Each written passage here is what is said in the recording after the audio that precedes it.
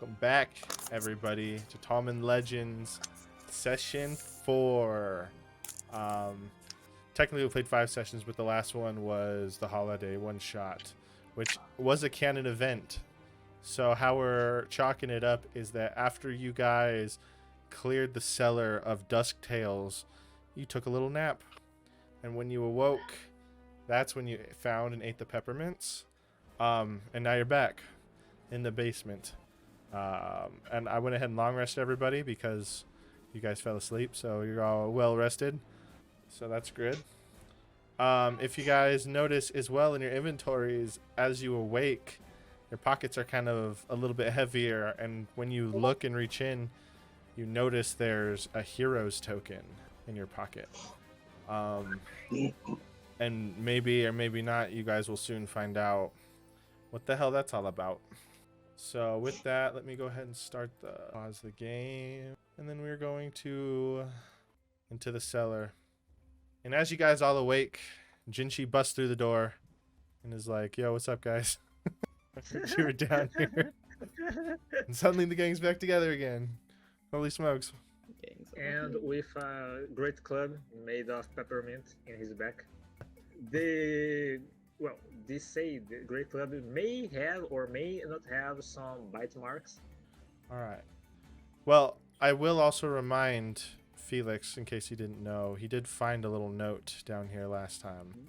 Yeah, just a little reminder. Well, I was gonna walk over to Valen, and I'll have Felix gently approach over to Valen and say, "As soon as we get out, all the wine and such we need from these fancy folk, and then back in the tavern. Is that all right?" Very well, seems fine enough. All right. I'll look over and notice Jinchi and go, "Oi! We were wondering where you went, but we didn't want to disturb your sleep. We were busy fighting a few dusk tales over here." And I see you guys made quite a good job, I guess. There is like a lot of dusk tales dead, and well, They were quite the buggers, and they can bite, but they didn't have as much as the vice of Halof over there. I don't know how he managed to catch. I think he's intent on training him. Am I still cursed? Yes, you are. Yeah, I love the dust tails in my pouch. What? What? Are you? Halof, lad, are you alright? Yeah, I'm a little weak cub. I'm gonna look at Jinsi and say, he wasn't doing that a few minutes ago. Look, a lot of things happened, and yeah, this is Half now. We killed Santa Claus. I think that actually this is the same Half, like he did not change it at all. But yeah. Halof, lad, are you doing a laugh? Is this for a joke? I wish it I touched a crystal and now I'm a little guy. Oh, and we killed Santa Claus. Like we barely straight killed Santa Claus. okay. Well, why don't we go collect then all our gifts and get a little reward from our fancy little family? Right. Can we And go to how- the bakery? I'm hungry. How can you please stop running around, please? Okay. Thank you. Jinshi, Halof, Oh, Valen, Terra, we've got everything we need here. We might as well get a pep in our step and start moving. All right. So we want to head back upstairs. Yep. Okay. You all head upstairs, including Jinshi, Including me. back to the manor.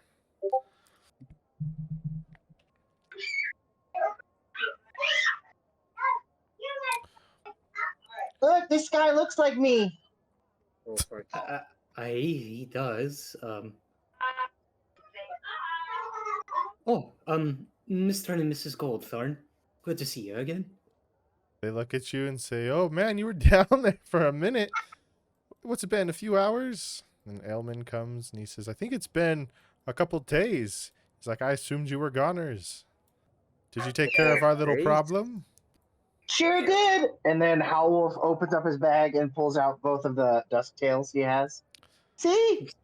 as you're like holding them by their scruff, they kind of are like, "Ew," like they're all grossed out by it. He says, "Put that away! Put that away! Get that nasty little thing out of here! This is brand new, uh, Arcadian tile. Can't let those things sully it." Don't be upsetting them now. Halof, just put them back. We'll feed them Okay. at the bakery. He looks and he says, "I don't know why you would want to take those things, but I assume the rest of them are gone." No, they were taken care of, and I suppose you could say exterminated. Oh, that's absolutely just fantastic. I'm scrolling down because I can't remember what our arrangement was. So he's thinking. I do believe we were promised some gold, but also some exchange of that wine now that it's been touched by dusk tails. Ah, that's right. I remember. I offered each of you 50 gold pieces. And yes, we negotiated that you could take all of the wine that's been touched by dusktails. But you have to bring it out of the basement. We're not lugging it out of there. So until you can find a way to come and collect on it, it shall remain down there. Sullied We'll have to be by dusktail germs. I guess we'll have to be looking for some labor company or something like that. Ailman turns around and he goes, "You guys weren't being thieves down there, were you?" He looks around. He's like, "You didn't find anything else."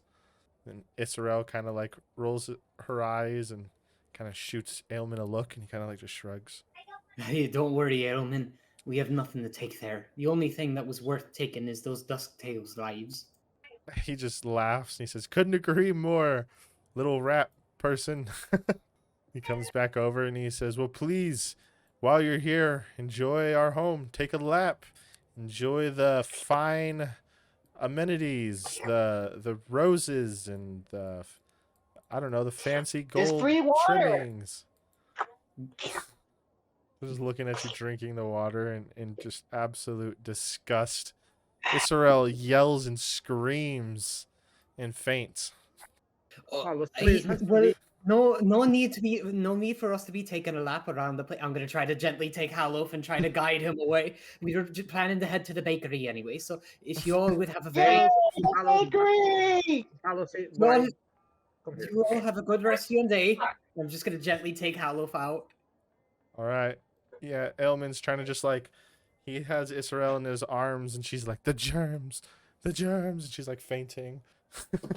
Like, what's her name? Israel. All right. So you guys want to leave? Yep. Mhm. Okay. We did promise Halof that we would take him to. Okay. All right. You guys exit the Goldthorn Manor. It's a beautiful day in Moon Harbor. The seagulls are flying, cawing and pooping on things. It's just beautiful.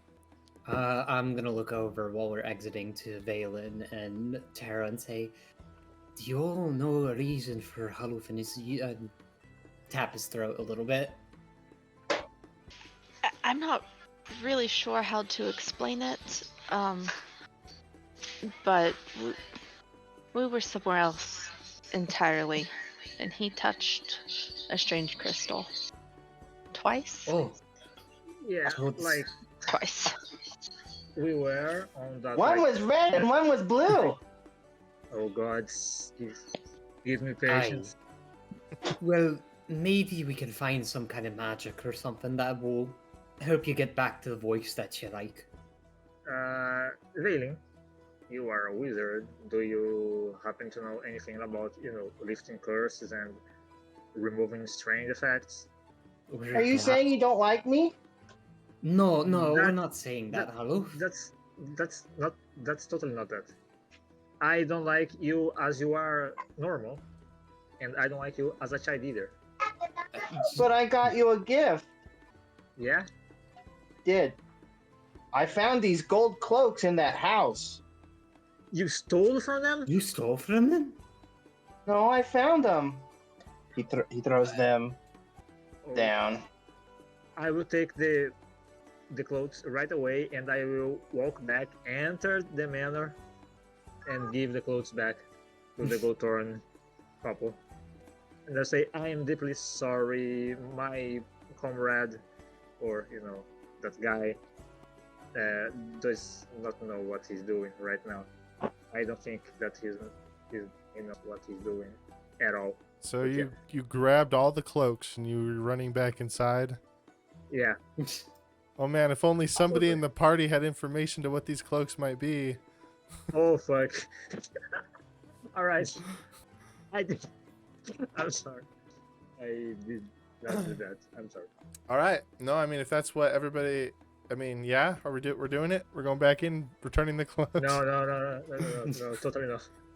That's a big no. You like That's knock a on the big no. Goldthorn's door and they open it and they're looking at you, and in that Oh, moment fuck. you're like, oh, never mind, and you're walking down the stairs. They're just kind of Yes. looking at you.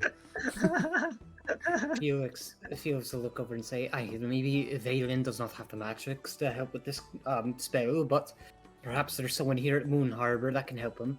Maybe the alchemist knows some fancy drink or something that can go down the throat and give them back their voice." Yes, that kind of magic is unfortunately out of my reach for the time being.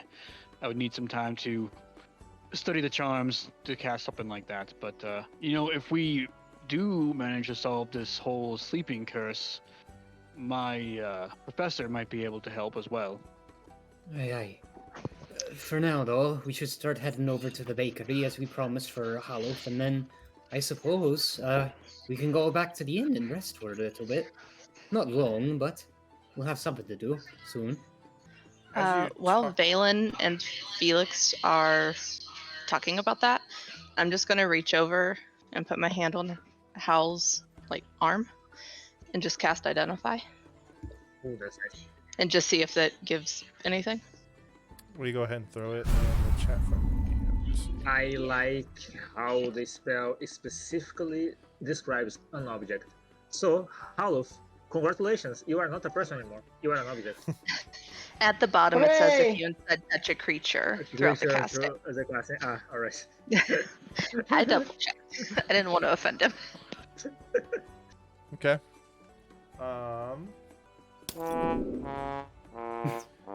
So, as you cast Identify, you feel a really potent, deep, kind of dark magic. So, unlike anything you've ever experienced before with your limited sorcery knowledge, it makes you mad and sad all at the same time. You can't really identify what it is, but you can identify that it's accumulation of just nasty feelings and thoughts.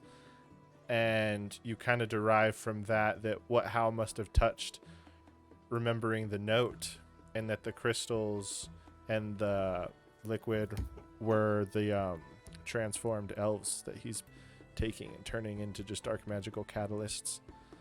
So something about that is now linked to Hal, and that's what you learn. Oh, that's sad. Okay. I'm sorry I made you sad. Here, have a gold cloak. What? This is actually a really pretty cloak. Okay. So as you guys are kind of stepping out for the day and on your feet for the first time, you guys feel for the first time deep down in your bones an achy tiredness that wasn't there before. It's very subtle, but you can feel it. Aye, best we start heading over to the bakery to rest our weary bones. Especially mine. Right. Can anyone tell me what happened? Like, when I was sleeping? I was very tired. We headed off over to the keep and to the hospital, and we got to see Valen's old master, and we tried doing whatever we could to help the sleepers, but Valen and Terra did their magics, and we got what we could. We stopped over at Goldthorn, the manor, for a little bit, and then we were told about their nice wine, and that if we got rid of those dusk tails, we'd be rewarded for it. And we were. Right, I guess. Last thing I remember is like straight killing the Joybringer.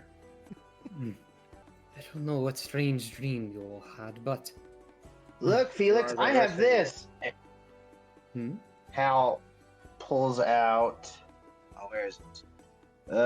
This. Horn of the Joybringer. See, we did kill him. that's one quite a mighty horn, my friend. I don't know where you got that in the cellar, but it's quite impressive.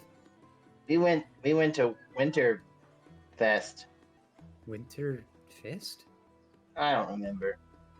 Race you to the Interesting. bakery. I just be careful where you're. Too Oh, weary but- for it. Come on now. And he's gonna start like sword caning to try and get closer to him. Just not making it bleed. There's still one gold veil robe that you guys left behind. Oh, That was the one I gave to Tara. Oh, I didn't realize I got actually dropped somewhere. Hold on. Oh, I'm sorry. And you have No, like the you're little good. white chests and white bag symbols on the map. You can like double click on and I was super zoomed out. I didn't even see the icon. We'll take that. Okay. all right. And I think I picked up everyone else's too because it just sat there. So if everyone else wants their gold cloaks, just let me know and I'll drop them. All right. So Can't catch me.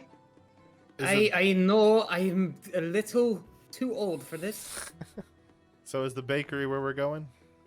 Yep, that is where we're all Yep. heading right now. That was a fun race. Thanks. I try with what I have. Thank you, lad. Hey, Felix. Yes, lad. I have some red potion that when I touched it, it was like the red crystal and it made me younger. Do you want some? I am not good with magics, and I don't believe I should be doing that to myself. But thank you for the offer, lad. Okay. All right. As you push open the creaky wooden door of the bakery, a wave of warm, yeasty aroma greets you, enriched with the sweet notes of golden brown pastry. In the heart of this bakery, a centaur woman, skillfully maneuvering around the spacious kitchen, diligently kneads a large mound of dough. Her movements are rhythmic and precise, a dance of culinary expertise. The golden glow of the oven reflects off her focused face, casting a homely light in the room. Your gaze drifts to the shelves lining the walls, each laden with an impressive array of baked goods. Rustic loaves with perfectly crackled crusts sit proudly next to buttery, glistening rolls. Braided breads, their surfaces kissed by an egg wash, share space with flaky pastries with rich chocolate and vibrant jam. Super tasty.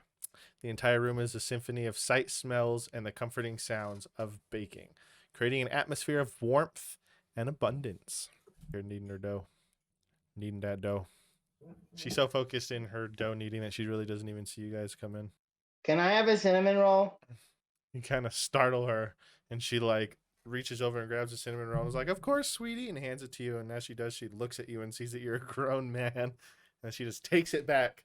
She goes, "What is this? Get out of here, you thief!" I have Oh. money to pay. It's he's not feeling his best today. He doesn't mean to just take. We're here to purchase. It's on me, Hal. I owe you one. Oh, and Thank she you. looks and she says, "Well, take a look. If you, I think, are within 5 or 10 feet of me and you double click, you can see all of my delicious, my pastries and baked goods."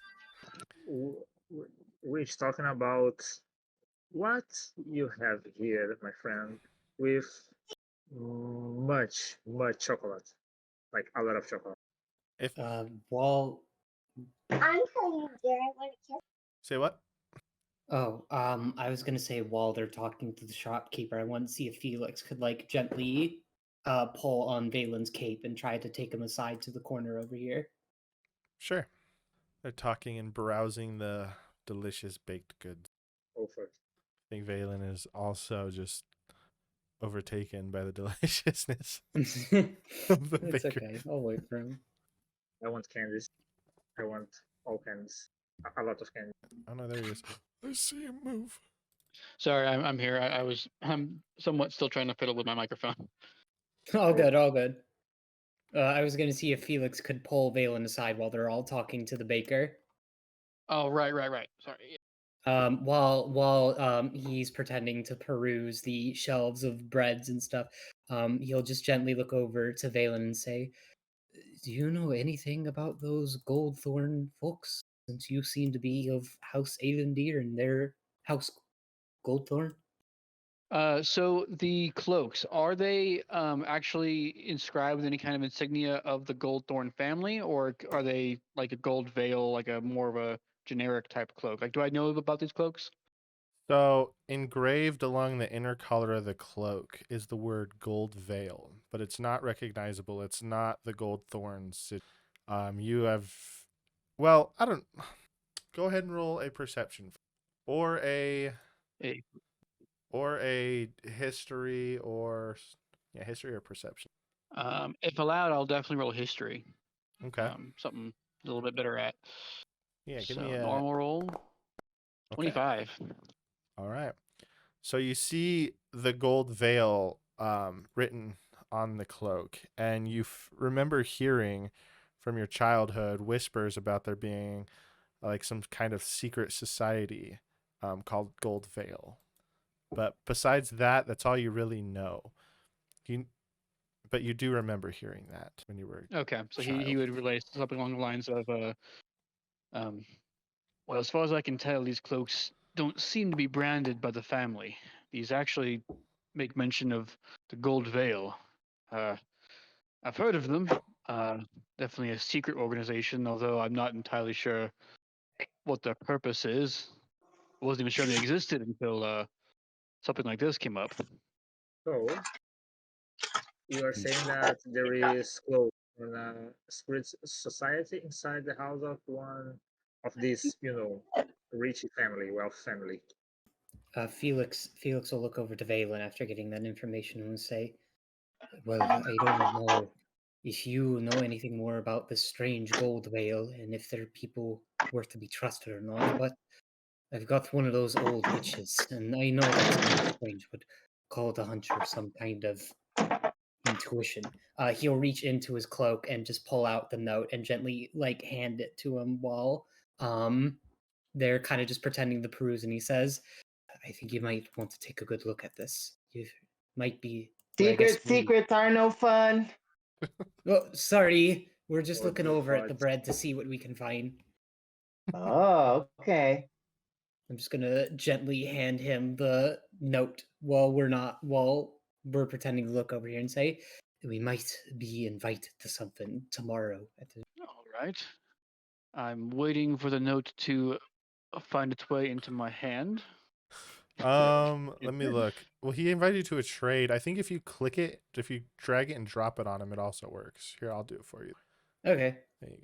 Trading is cool, but they have to like ask for it and they have to accept it, as opposed to dragging and Gotcha. Yeah, I dropping hit is pretty accept, instant. but Oh, weird. all Do you right. May know do, do you know if this gold thorn family can be trusted and these gold veil folk? what do I know of this family? You know, roll a history check. Let's find out what you know. Okay. Can I? Should be history normal. You can also roll a history check as in an alt elf. A 20 for Alright. me. All right. I don't think that I need it, So but I have some history. So 20. yeah, you hit a Damn. 20. Let's see what Jinshi hits. See if we can wrap our heads around what the heck is going on here. I have some history, like like half So half, half of what Valen knows. Jinshi is aware of the Gold Thorns, know they are a powerful family from Moon Harbor, but that's about the extent of his knowledge. However, All right. Valen, after moving to Moon Harbor and really understanding and settling into the dynamic, you know that the Gold Thorns are the most powerful family in Moon Harbor. They pretty much run the place. They fund and own most of the shops and businesses. They're at the top of the Merchants Guild, which is the major like income revenue. There's a lot of money cycled through them. They're a very wealthy and powerful family. There are a lot of families around, but the Goldthorns are specifically wealthy. There was not a golden thorn in the Golden Tide Festival. There was a Goldthorn at the Golden All Tides right. Festival. There was, yeah. Yeah, I believe the archer that Valen squared off against, I believe, was of that family because I remember bickering with them again once we entered their domicile. Okay, anything about like beyond their wealth? Like, are they known for being like I don't know, a kind family, or like are they kind of does with their wealth Italian, does that same level Italian of like mafia. pride come with it? I mean, yes, they have that inherent adult pride, and their wealth and their presence in Moon Harbor definitely attributes to that a little bit. But I wouldn't say they're particularly nasty. People just don't like them because of how wealthy they are. Like any, I guess, wealthy person would be. People automatically just kind of throw them in a category. But that being said, as they've shown you, I mean, that's kind of how they behave. Like the Kardashians. Kind of like the Kardashians. Gotcha. Okay. Then in response, Vivian will say, well, they are unfortunately the most wealthy family in Moon Harbor, uh, which means that they certainly would have connections that we may not know about yet. Who knows how they gained as much wealth as they have? Perhaps this golden veil is the answer to that question. Then let's all both talk to it privately with the party when we return to the inn in a room where we can't be heard. I have a strange feeling that these Goldthorn folks or these Gold Veil folks are somehow related to this. Well, if they are, I certainly wouldn't be opposed to putting their name in their place below House Alundir. I suppose that is a good reason for you. I'll accept that one. So let me get this straight. There is like this Italian mafia like kind of family, and on the top of that, they are involved in like secret organization. Kinda. Entendi. I wouldn't say like a mafia. They don't really have like goons. They're just like really wealthy, like we're better than everybody kind of people. Felix will then move over to everyone and say, all right, did you all get the sweets that you wanted, especially you, Alof? I did. Oh, hopefully They were really good. It was really good. Well, that's good. Why don't we enjoy them at the inn so that we can all have a little discussion? Yes? Woohoo! All right. There he goes. Do we all want to travel back to the inn? I will buy some sweet rolls first. You never know. I will buy a lot of sweet rolls actually. All right, I can. Oh, I can make my own translations, right? I just forgot how to do that. I am too far away. Hey guys, Yes, Tara? Yeah. didn't we also need to talk to the baker? Oh, I believe we did. Yes, I'm sorry. You know, there's a lot happening. I just didn't want to miss her. I'm trying to recall why. I have notes. I'm just trying to find my notes. Or find them in the notes. There's also the quest log too that I update at the beginning of every session as well. Oh my gosh. I remembered all of the tools that you gave us. Did make my life easier. Oh, the moon druid. He helped the group of someone. I found my notes, but that helps. Lord Varian Galderes, head of the keep, was blaming a moon druid for the problem, Valletta, and I believe right. there was a camp of wild folk that was not under their empire's rule, not far, that he was a part of, and the empire told that group to either leave, they can die, or they can assimilate into the empire. And Valletta helped that group escape, and thus the Empire kicked Valletta out of Moon Harbor. But when he fled, they think he is the one responsible for the curse. And Twala is the bakery owner who was the Centaur's ex-lover. So that's our connection here, I think. Very good notes. Yep, I need to get back. Felix will look over to Valen and Tara, believing that they're probably better to handle this. But to kind of help them get started, he'll look over to Twala and say, "Excuse me, ma'am, if some of my associates could have your attention, they wanted to ask you a few things." She looks and she goes, "All the recipes are secret." No, nothing about the recipes, my good lady, but it's something other than that. She says, "Yes, well, what can I help you with?" Where might we find your lover, Valletta? As you say the name, she just kind of like like gasps a little bit and fumbles a dough that she's in the middle of kneading. And she looks at you and she goes, "You said Valeda? How do you know that name?" Let's just say there are some important people looking for him, And she just kind and of also us. and she just We're look also important. It's clear. and she looks down. And she says, "Look, like I told the Empire, I don't know anything. After the incident, he ran off, and that's all I know. I swear." Miss, please don't worry. We're not a part of the Empire. We're not asking for their sake. Am I We're asking. listening to that?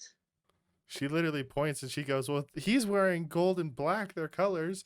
Then she points to Jinshi and she goes, "And he's wearing a general's insignia." They are not. That was exactly what I was going to do. I will show her my my lieutenant's insignia, and I will tell her, like, you have my word. I will do not tell anything that you say to us to the military. But bear with us. We have to find your lover, Valeta. Oh yeah, there is like some big people. Will you roll a Look, think of it this persuasion way. check for me, Jinshi? Right, I have persuasion. You That's- guys all hear huffing and puffing, and then Howlwolf runs back in. Where were you guys? I went to the inn and you weren't there. Slowpokes. 15. I bet you can't do it faster. I bet I can. Don't encourage. It's All right. better for him to get it out of his system. So as you say this, Jinshi, as you tell Twala that she can trust you and that you won't relay information on behest of the Empire, she looks at you as if she's conflicted, and she says, "I'm sorry, I can't say. I promised not to say. You need to leave." And you can see her tearing up and kind of beginning to like shut down a little bit. I will not. I will not. I will not.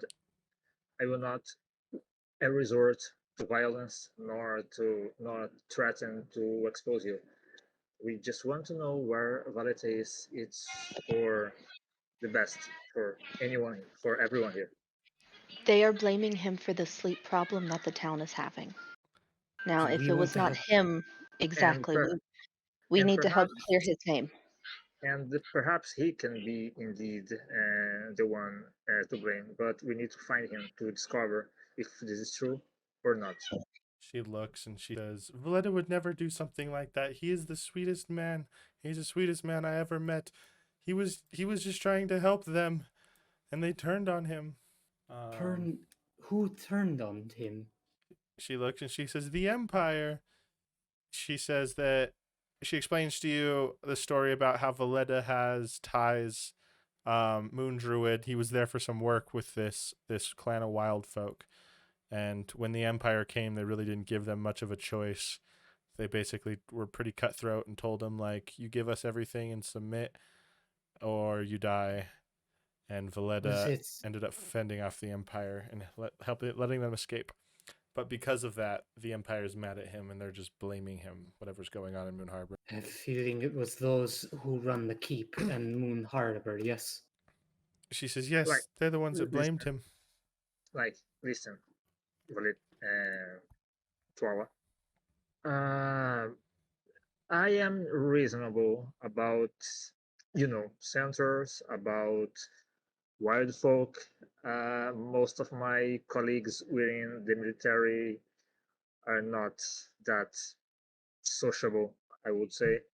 So believe me, it's better for him that we find him first, and then we can choose how to deal with him or the Empire. Because if the Empire finds him, you you you can be sure that he will die.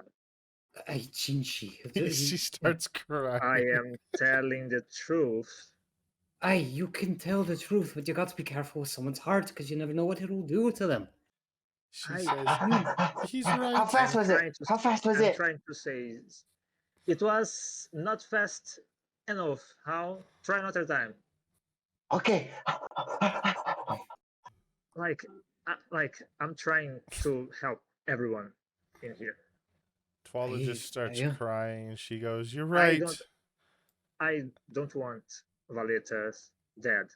Truly, the Empire, in other hand, She looks at you and says, "Listen, I don't know who you guys are, but you strike me as strong and trustworthy adventurers. If you can promise me that you'll help clear Valeta's name, I will tell you of his location. if But you have to he promise me. is innocent. Promise me on our unborn child." And she points to her stomach. Oh, oh God. Oh, Felix will immediately step forward and say, "We can make that Oh. promise." fuck. Yeah, totally. You can trust us. She says, "Okay. Well then, if that's the case, I trust you. All I want to see is Valeta freed so we can be together once again. When they kicked him out, he asked me to go with him, but I decided to stay because this has been my family's bakery forever and I couldn't just abandon it." She goes ahead and reaches under her shirt and pulls out a pendant around her neck, and she goes ahead and takes it and she sets it on the counter, and she says, "Valletta made these pendants for us, one for me, one for him. When we're thinking about each other and close together, they thump like a heartbeat. The closer we are, the more we're thinking about each other, the faster the beat will be, or the harder, or whatever. You get it." She goes, "Valletta took off north of Moon Harbor in the jungle, just south of Crystal Shoals. That's all I know. But once you get close, this pendant will take you the rest of the way." She slides it over across the counter. I will take the pendant. How are you going to take the pendant, Congratulations, Jinshi? You're all huh? the way outside. Oh, I'm sorry. He's just been I am. screaming this through the door the whole time. I'm sorry. Oh fuck. Yeah. Like, I will take the pendant, her hand, and I will say, "You can trust us. We will do our best to find him and discover if he is innocent or, well, if he is the one to blame for all of that. I hope that he is innocent." I'm very sure that he is innocent in all of this. And you love someone, you love him. Don't lose that. That's a powerful thing. One of I will never have. She just cries and she says, "I just hope that one day we can be together again." And We'll she's be all together. sentimental. She goes back over and starts kneading her dough, trying to get over the sadness. Thank you, Twala. She says, "Thank you. Please bring Valletta back to me and clear his name so we can be together forever with our I baby." will. She points at her stomach. I will not let your baby grow up without a dad. Trust me. She tells you a sad story about how she grew up without a dad and he died in a Oh. similar way Oh. with the Empire taking their land and forcing them to do things that they didn't want to do. So that's why this is so personal for her. I understand that. Well, a lot of things that my empire does does not sound right, and well, right. I am leaving because I don't want to admit the cause of my own country. Felix will gently take the pendant from the desk as well and look at Jinshi, Chera, Valen, and Half and say, "Right now we all head back to the inn. We have much to discuss." Yep. All right. Back to the inn. I don't know why some of these musics are playing. I just noticed that. Anywho, everybody's back at the inn. Holy smokes. Yay! All right. I ran here like 4 times. Quite a runner. I'll look Carlos? over to Nal and Kithis and just smile at them and say, "What are you all keeping count?" And then Kithis just said, "Unfortunately." He's like looking at Howl and just like disappointment. "Well, don't worry. We'll be in a room for a little bit, so he won't be running in and out." Kithis just looks and says, "Well, make sure he's not breaking things. This one always seems to be breaking things and spearing people." "Oh, don't worry. I'll make sure that he won't be doing either or." All right. All right, everyone. We need to take the privacy of a room. Follow me real quick. Null just looks at you and says, "Do you have a key?" Aye, I had a leftover key for a friend that I thought that would be staying with us Null says, when I bought in advance. Okay. No squatters around these parts. Aye, if I wanted to do squatting, I would do it in the forest outside. Null just says, "Yeah. All right." Pilot. Getting real close, y'all. Hal, I'm coming. I'm coming. I'm coming. Can we let him off? Like, just a little bit. Whoa. Wasn't this the sleepy guy's room? I'll close the door and then just sit back down on the bed because my bones ache. Aye. Hal Well- gets on the bed and just starts jumping. Right then. First, what do we talk about?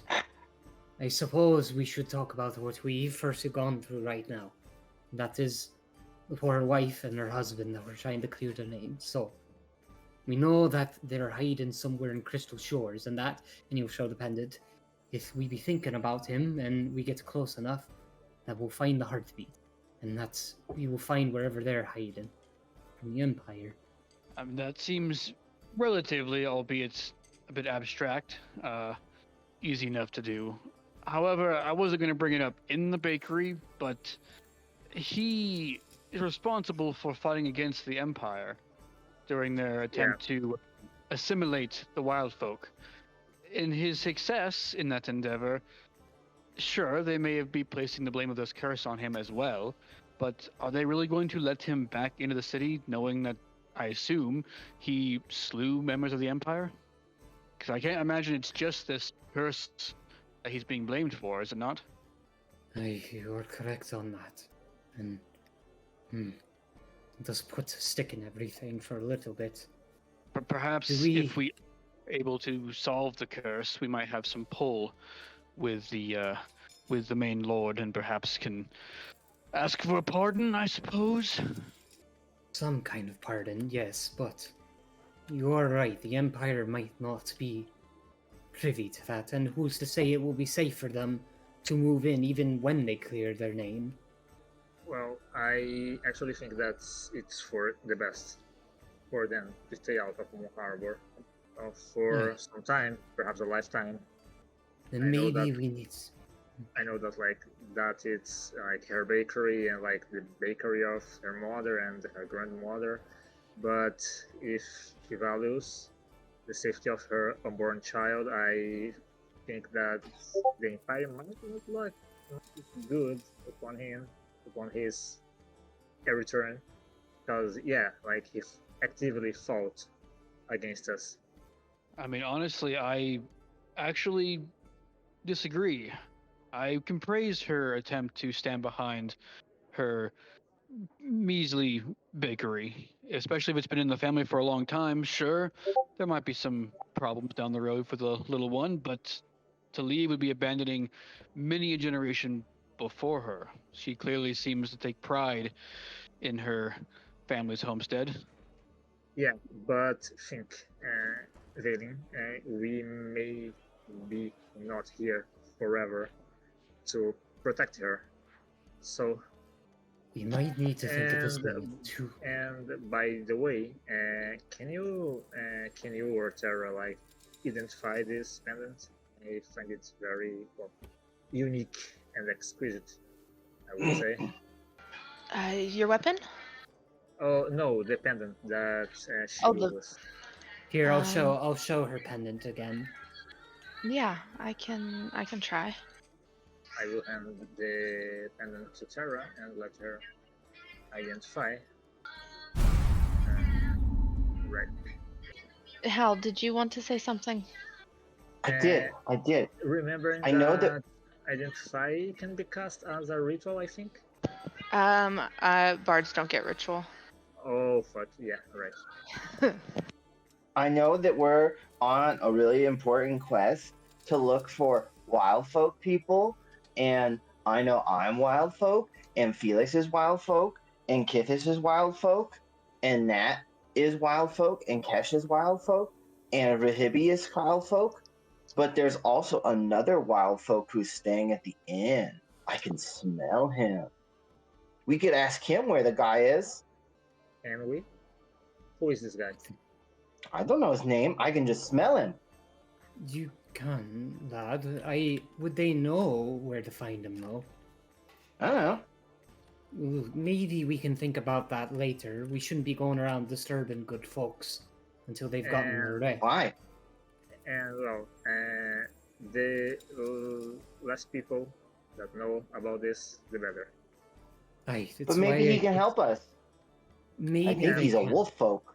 He can help us, and we don't know that if he actually can help us. And I think that we already have everything we need that is dependent. So let's just travel to crystal shows, and He's getting follow the closer. I can smell him. He's closer. He knocks at the door and he says, "Hey, we can all hear He's y'all outside in the there door. talking about me."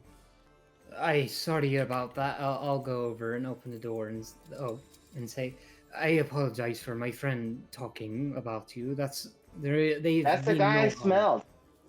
I smelled that guy. He's a wild folk like me. He Aye, comes in good. and says, if you guys could please get your child to stop sniffing me, that would be great. I'm just trying to get a decent night's sleep. I keep waking up to have this guy sniffing me. It's really uncomfortable. It's inappropriate. I don't know where you guys are from, but that's not cool. You should take a bath then. How? I can smell you. No. He's so offended. Hello? He's looking at you just like... Do you know Velada? He looks at you and he says, "That name sounds familiar." He's thinking... Told you. How? Come here. How about we play the game of silence? Ooh, I want to play. I'm gonna Yeah, shut the door behind the wolf folk and say, I apologize for keeping things private from you, but I guess now that you are technically here in this, that is the beast folk we're currently looking for. He says, Veleda. He's like spelling it out to Nathan. He says, "Oh, that's that moon druid." Yeah. Aye, the moon. Yeah, Veleda, what a great guy. He's always out just helping people and using his moon druid powers in the fields to help grow crops. He's just what a good guy. Yeah, I heard him and his wife are pregnant. Yeah, good for him. Heard he's gonna be a dad. Aye, he's planning to be, but we're how do I explain this? The current members of the keep, those of the Empire who are in charge, believe that he is responsible for the sleepers and these strange curse that's going around, keeping people in their sleep. That's a lot of information there, little rat guy. I apologize for giving you so much, but if you know where they would be, and if my friend Alof is right where his nose is, we could really use your help. I can give you money if you need. I mean, I'm not trying to be rude, but I don't really know who you guys are. Like, you haven't asked for my name. I'll remember, we are playing the game of silence. You lost. Right, sorry. I apologize for that, sir. That's not good manners of me. I'm Felix from Adoria. What is your name? Oh, my name is Reximus. Oh, I love Chat GPT, man. Like, I need an NPC name. It's like for a dog person, it's like Reximus. That's the one. Hi, I'm Reximus. I'll offer my one good left pawn save, and it's good to meet you and make acquaintance. Oh, he looks and Here you go, Reximus. Hal hands him a sweet peppermint, and he looks and he says, "I haven't had one of these since I was a kid." And Reximus eats the peppermint. He says, "Oh man, that's so nostalgic. Thank you guys so much. You guys are my new best friends." And his little tail starts wagging. Oh, it's kind to go from acquaintance to friend then. Nothing any good bit of food or tea or drink can do to make good friends. All right. So you were saying there's people falling asleep? Is that why my It's the doctor's current- appointment keeps getting pushed back? Aye, most of the people here are suffering from some strange curse that while they go to sleep, they don't get the rest that they need, and they get a little, we'll say, cranky and desperate. He says, now that you mention it, I mean, I don't know. I have been kind of tired. You can see kind of under Do his you want a eyes. they're slumber kind of baggy. potion? He looks at you and Or I can play you I can play you some bagpipes. That'll help you get to sleep. oh, that would be great. He hops up here on the bed. Hal plays not very good bagpipes. Yeah. And Reximus just is like, all right, enough of that. I can't get to sleep with all that racket. No, it's fine. It's just that we need help in clearing this good moon druid's name. However, we're trying to stay under the nose of the Empire, because the last thing we need is to try to clear a good man's name and only get in trouble for trying to do the right thing. Yeah, okay. Sounds cool. He's just like sitting there listening to his little tails wagging. You're a good boy. Oh, his tail starts wagging, slapping into the bed frames. Let's cut to the chase, shall we? Some time ago, there was a band of your folk just outside the city that that Moon Druid was protecting. After the incident, they fled, as did he. I can only assume that he may have accompanied them. Are you familiar with this group? Perhaps traveled north? He looks at you and he says, no, I'm a good little dog wild folk and I follow the Empire's rules. Only fools would be wise enough not to fly their banner. Can I roll an insight check? Sure. I have insight.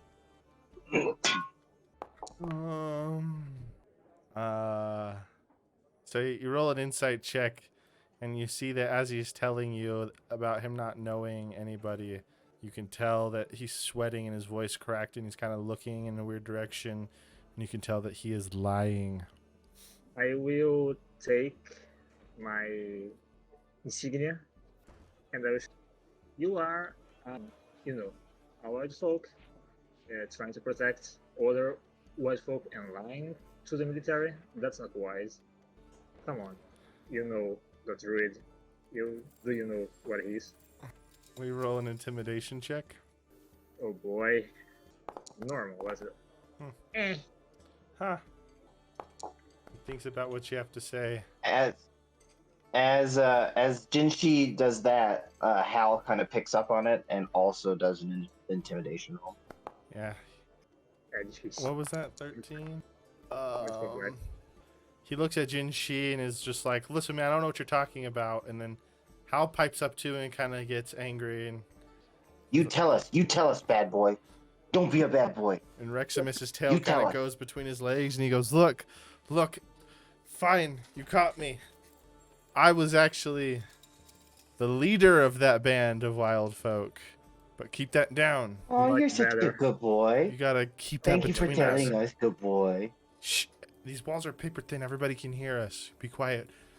He looks and he goes, look. Don't worry. The owner of this place is my great grandson. He goes, okay. And then he looks back at you, confused. And then he just goes, look, you can't tell anybody, okay? Some of us don't bend to the Empire's rules.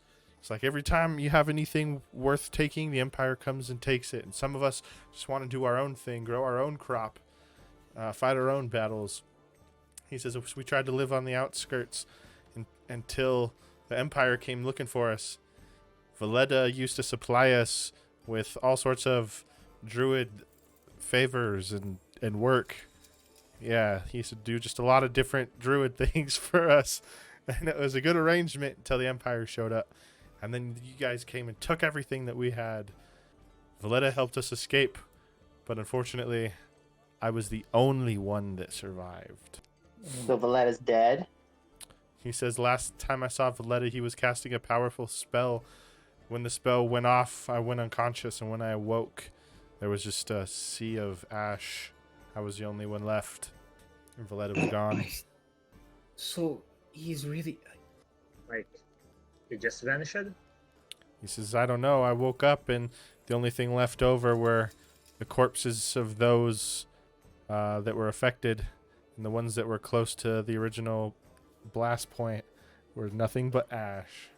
Valletta was gone. Raximus, good lad, if you know anything about magics, do you know exactly what they were casting? He looks at you and says, "Oh, little rat guy, I know absolutely nothing about magic." Neither do Veiling, I. That's why I figure I ask.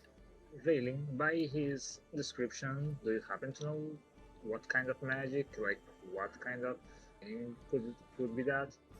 If you're asking if I know what kind of spell can reduce many individuals to ash, yes, I am familiar with such a spell.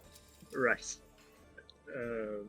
Yeah. I do have to ask, he was charged for helping defend and allowing your kind to retreat, and yet you say they were all killed, and you're the sole survivor, including that of the Empire that was engaging them, correct? He says, "As far as I know, yes. That's why I'm here at the inn. I'm trying to look for my people. They're probably, if they are around, they're probably going to be on the outskirts of this town. And I plan on looking for them. But as far as I know, I'm the only survivor." Reximus, would you be able to tell us exactly where this incident occurred? Maybe we could look around the area and see if there's any remnants of anything to help us figure out what happened there. He said, the incident was in a cave to the west of Moon Harbor along the coast. But unfortunately, when the blast happened, it collapsed the cave and turned it to ash. Closed it off. I don't think anything is left at that particular location. He says, "Hey, do you guys know where Valletta is? He might be able to help me find all my lost tribe people."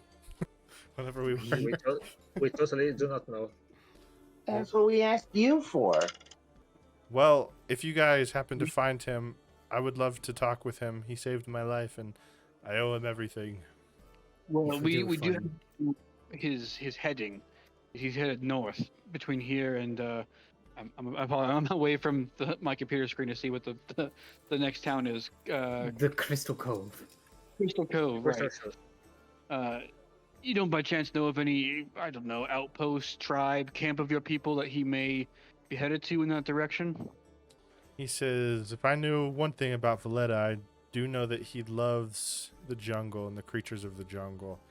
If I was to have any idea where he went, and you say he's near Crystal Shoals, the jungle heading right towards Crystal Shoals was his favorite. The wildlife there, he used to talk about it in great detail. I assume he probably would set up a camp somewhere around there nearby." He says, "We used to have a special call, me and Valletta. It goes like this." And then he does like this weird like howl thing. He's like, and he says, "If you use that and he's nearby, I'm sure he'll be able to hear you." You got that, Hal? Uh-huh. Hallelujah. Reximus just says, "I wish you luck with you trying to find him. But if I must say, this room is getting very hot with the 6 of us in here. Oh, my fur is quite shaggy. So I'm going to head back to my room." Hey, take good Do you care. want to wrestle before you go? He looks at you and he says, "I'm sorry, I don't wrestle children. Even if they are mutant giant children that look like full-grown men." Hal crosses his arms and sits down. He pouts. He says, "If you can somehow learn to mature, I will then wrestle you." He says, "But warning." And he like looks over to Valen and he says, "I fucking hate cats." And he just like a little growl. And he walks towards the door. Taxes. All right. Ye- Well, you guys met Well- Reximus, sole survivor. Who would have known? That long history character. The other thing we need to talk about is what I found in the cellar of the Goldthorn family. I was looking around and I made sure to give it to Valen since they would be more experienced with the houses of the Empire and such, but I found something that might go with those robes and something we might all be, air quotes with one hand, invited to tomorrow at midnight. Wait, what? I found some kind of note saying that their family was invited to something called the Gold Veil, and I asked Valen about it. They apparently are some, and he looks over to Valen, secret society here on Moon Harbor. Valen, if you want, you can roll the note and it'll post it in chat. That's why I hate rich people. All right, let me pull it up here.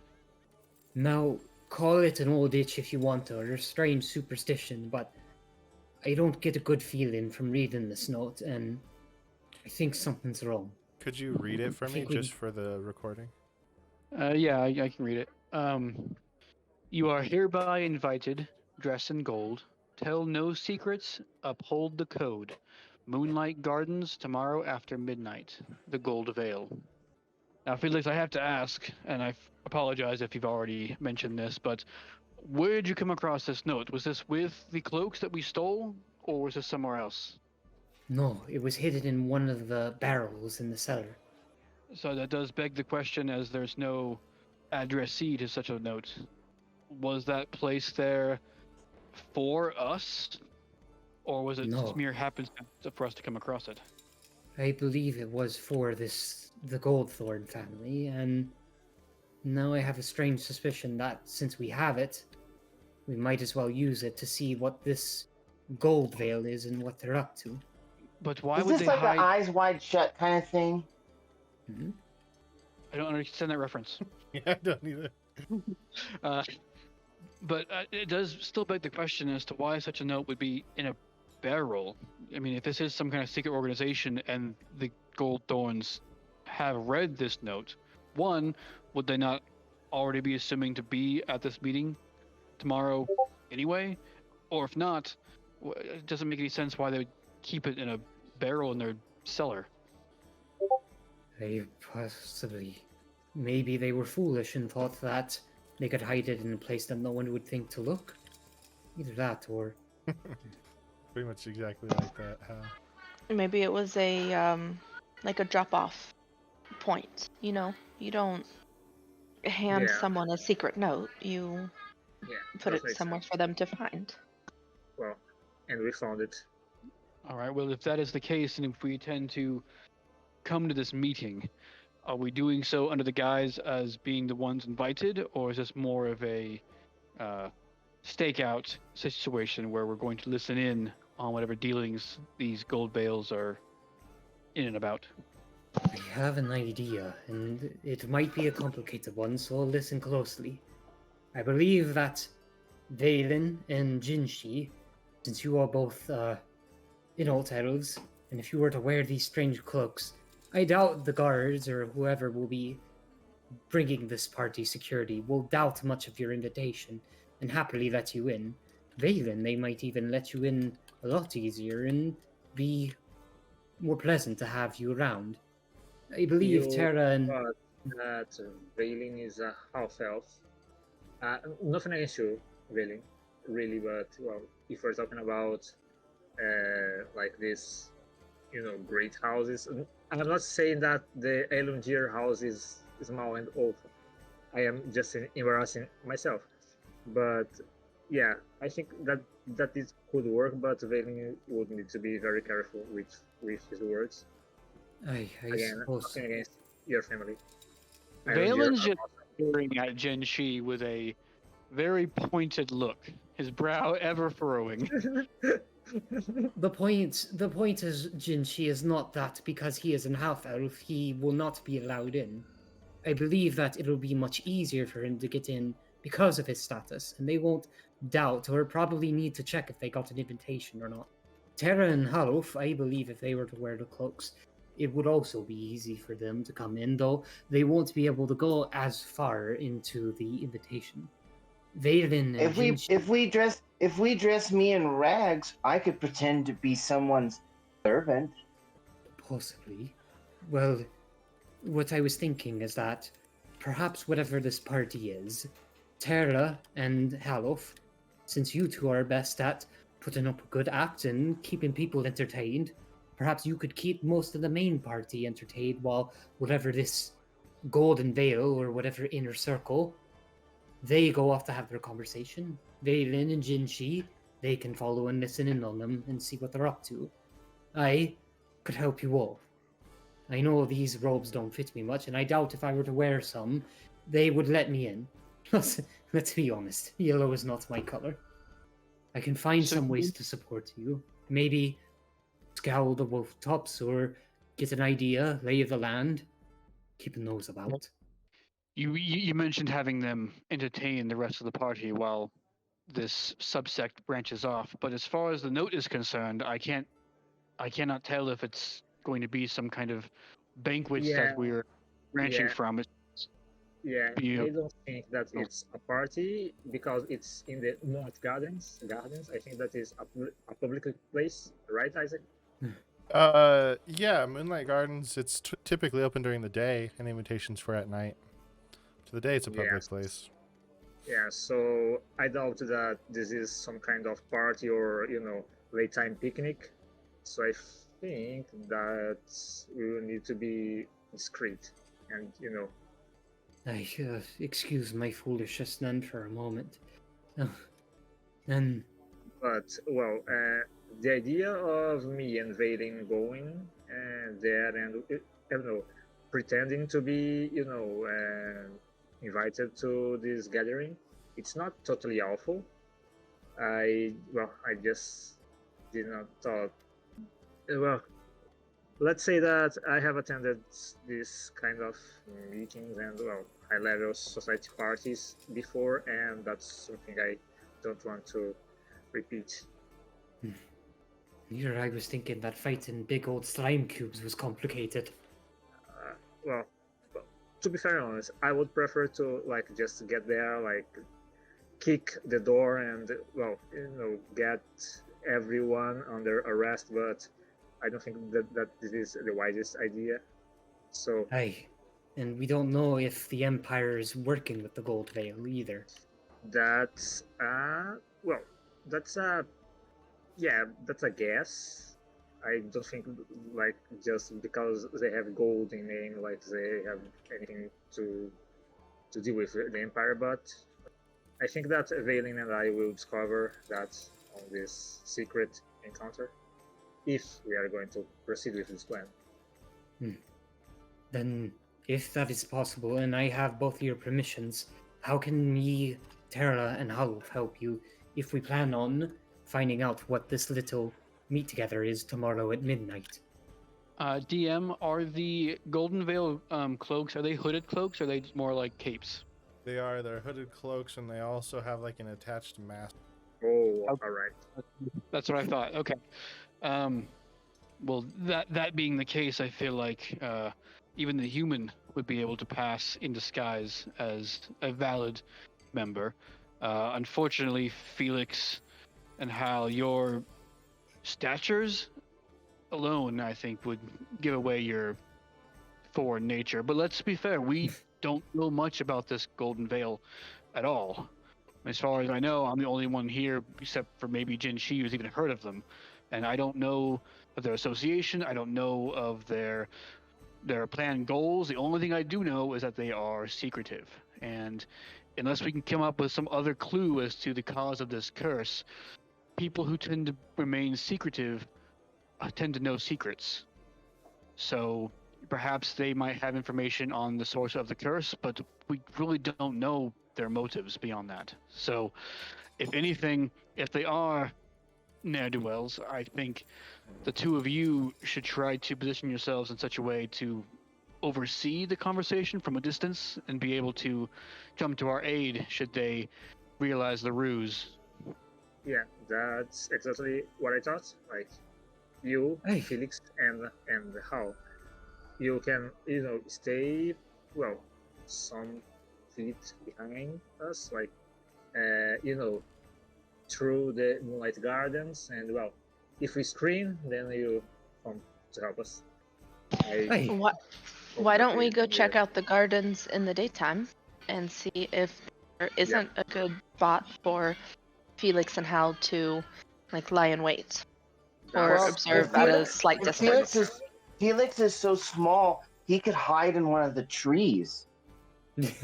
It wouldn't be my first time hiding in the tree, surprisingly. Actually, both of your plans, Hal and Terra, that sounds like an idea. We can scout and see the Moonlight Gardens in daytime, and we can select some place for Felix to stay. Well, the bad part is that we don't know the exact place of the gathering, but yeah, that is something that can be arranged later. And well, Felix stays stealthy and hidden, and how? Well, I just hope you cooperate. I will give you some candies if you stay silent. He'll stay silent, don't you worry. All right. So as you guys plot away, how you're gonna get into Moonlight Gardens? Have you come? I think we should go with Tara's idea first in investigating while it's still daylight out, and then try to see what we can come up with our plan from there. All right. Do we all want to go back out and take a look at the Moonlight Gardens while it's still daytime? Yeah. Yeah, totally.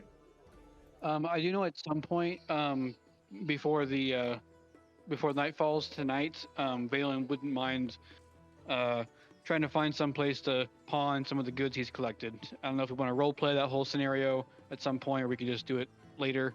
But that is something on his agenda at some point today. Really, that's up to you guys if you just want to make a trader stop. You guys as a group can just swing by a trader. You guys don't own any properties yet, so you don't have your vaults quite yet. But Don't we have chests here at this inn? Nope. Now chests are. What happened to our chest at the inn? Well, that was in the last campaign. In this campaign, you have to own properties, and then you have to furnish. In this campaign, properties. Hold on. In this game, we came to the tavern once, and we stayed in rooms, and we had stuff in chests. Yeah, but we have Well, to I rent did. them. So like, if we don't rent them, the chest just is theirs now. Yeah. Did I give you guys chests? I don't know if I did. I don't- guess I can give you. I don't know. Chest. I think we like role played that there was a chest in some of our rooms that we put stuff in, but I don't think it was like a concrete thing. Yeah, I had it originally that in order to get chests and workbenches and stuff like that, you guys would need some sort of property, and or just some, I guess, negotiation with the inn yet to be. All right. Well, here we are. You guys leave the inn, and outside it's starting to get dark. The sun's starting to set. It's a nice, calm evening. Okay, so let's get our move on. Let's not waste any more time. You guys approach Moonlight Gardens. It's a big, massive dome building. Through the glass dome on top, you can kind of see like the leafage of trees and greenery on the inside. But as you walk up to the front door, there's a big sign on the door that says closed for rental and said we'll be back open to the public next week. And the door is locked. Close For the rental. week. So Can So I you investigate to have- see if there's any loose windows? like they will have their shady encounter here, and like the place is out for the week. I guess that makes sense. We just need to discover how we will enter this anyway. All right. And perhaps the persons who run the Moonlight Gardens are involved in that. So how you investigate and you see that there are large windows that look into the Moonlight Gardens. However, they all seem to be like just hard installed windows. None of them open up, but you can see inside. And what you see on the inside is you see like there's some tables and chairs set up, like it's about halfway ready for some sort of like banquet party scenario. But you don't see anybody inside. Is there Yeah, so it's actually is there any there's nobody inside? There doesn't look to be anybody inside, no. Okay. Guys, let's just knock on the door and see if anyone's there. And then if they answer, we'll just say we're here to install the thing. Oh, would they believe us? If we persuade them with sweet rolls. I'm gonna measure up actually. If someone opened the, I have a weird idea. If someone opened the door and Felix like stood against the wall, and someone opened the door, if he, like, how do I explain it? If because he's so small, if he were to try and sneak through, would they notice him if he like snuck through the door? I don't know. I guess we'd have to let some dice figure that out. Yeah. Hmm. Do you guys want to knock on the door? Yes. No. Oh, fuck. Well, Hal knocks on the door. you bang on the door, and you wait a moment, and you kind of get quiet to see if you hear any ruckus. Hal bangs on the door. But nobody comes to the door, and you don't hear any like shuffling inside either. So Hal it's rubs his hands together and goes, "Open sesame!"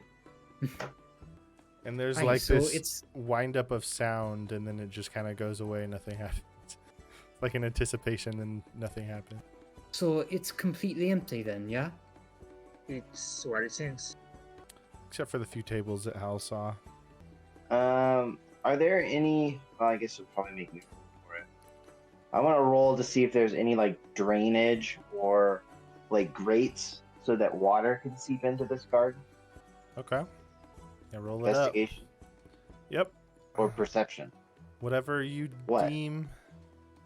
Whatever you deem Alright. is appropriate. Do that. All right.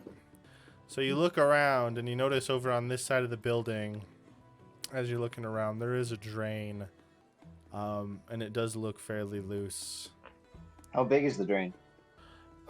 It's about manhole sized. You know, you could definitely slip down there. Guys, there's a loose drain. I could put my dusk tails in there and see if they can find anything. You sure the Dusktails would be able to find anything? Or you sure they wouldn't I don't go know. through and try to eat everything? They might. Felix is gonna scratch under his chin and just go, "What if I went under there? Yeah, let's try it. Do you think you can get the grate off?" Certainly. He grabs it with both of his hands and gives it a good tug. And a good tug you give it, it comes off like the manhole cover was loose, like someone's forgot to secure it, leaving the hole exposed. Oh, fuck. I don't know whatever could be down there, but I'll just take a quick look. Before you slip down, Oh, yep. I'm just gonna touch your shoulder and give you guidance. Okay. Felix will take the guidance and then just slowly start climbing down with his one arm. All right, hold on. I'm going to do something real quick as well for you, Terra. I also made a Spirit Tales table for you to use. I don't know if that's what you were using, but I think if you Ooh. go into features and then where would it be? I forget. I put it somewhere. If you can't find it in features, if you just go over to roll tables on the top right-hand side of your screen, it looks like a little screen with a bunch of line items. Yeah. It should be there as well. Spirit Tales. So if you are Oh. going to use Spirit Tales, you can use that as well. That looks- Beautiful, thank you. Yes. So you use guidance. Before the spell ends, the target can roll a d4 out of the number. All right. Oh, actually, with that being said, I would actually like to also extend to Felix one of my Spirit Tales. The last one that I rolled. I had it highlighted. I think it's... Oh, it's the Tale of the Traveler, Felix. Okay. Do I just... Oh, pep talking Like- little Felix, hyping him up to go down the hole. Just in case. I'm trying to figure out how to actually roll it so he can see it. You might not be able to roll that specific one. That's okay. I will copy paste it into the chat so you have a reference. Oh, nice. Just yeah. to help you get around a little bit. Hi. Here, buddy. Here, take this. Hmm? Oh, alright then. Like- I'll do- I can toss you. He's- Alright then, here goes everything. I'll start climbing down the hole. All right, Felix. We're about to go on a little adventure together, okay? All right. The first thing that I want you to do is please roll me an athletics check to see if you All right. can successfully climb down the hole and make it. All right, Felix, you fall in the hole. You try to climb down, but you slip. It's real slippery, and you end up falling about 30 feet or so. And that takes away about 10 of your health when you land. So, Are you okay? I'm fine for now. Don't forget to eat that carrot. so as you're in this sewer, you're looking around and you see that it's pretty much just a straight shot, like a cistern. It goes down and you kind of see a big area opening off in the distance. And as you walk up the cistern, you see a big metal gate protruding out. You see past the gate and kind of look past, and you see an entryway. It looks like a ladder going back up into the Moonlight Gardens, and there's a grate up there, and you can kind of see through it. Will you please go ahead and roll me a... Let's do investigation check. Yep. 17. All right, so you're looking through the crate. And you're really not able to see much through the grate, but you do hear footsteps, and they seem to be getting closer and closer. Will you please roll me a stealth check? Yes. You have guidance. Yep, I'll add guidance to that, so D4. So 14. Okay. So the footsteps get closer, but then they kind of start dissipating. You see somebody pass the grate, and you just see like a flash of like the yellow gold color. But you are stuck there behind this hard metal grate, although you see that it is like shimmied a little bit. Like if you applied some pressure, you could probably get and as you're contemplating this, you hear even more footsteps start amassing on the grate. Would doing that though to the grate make noise that would break my stealth? Would I know that? I don't know. Would it? I'll just keep listening to the other footsteps for now and see if there's anything that happens. You start hearing some talking, and you hear in the background two voices kind of start amassing, and you hear the bickering each other. And one of them is complaining about how he lost the key to this particular cistern or whatever that you're in. And the other one shouts out, and he goes, "Oh, nobody's going to be on this side of the hall anyways during the party. Don't even worry about it. It's not like anybody's going to be sneaking in through there anyways." And then you hear foot in the distance. If they're gonna go a little bit more to the distance then I'm just gonna start slowly applying pressure to the grate and see if I can just open it. You hear one of the people say, "Did you hear that?" And then the footsteps stop, and they kind of start getting louder towards you. All right, then I will stop and then go back into the system and climb back up the hole. All right. You climb back up the hole, covered in stinky sewer cistern water. Sorry. Oh, goodness. Well, I did manage to find some stuff down there. Nothing that I wouldn't be able to sneak past, but you do have something right. Those people in gold robes are the ones renting this place for the rest of the week. I wonder why they need the whole week. It's a good question. There is another grate down there, however, it is quite a noisy one, so I won't be able to sneak past. It's interesting how they've already have it guarded. I can understand having it patrolled during these meetings, but I can't imagine.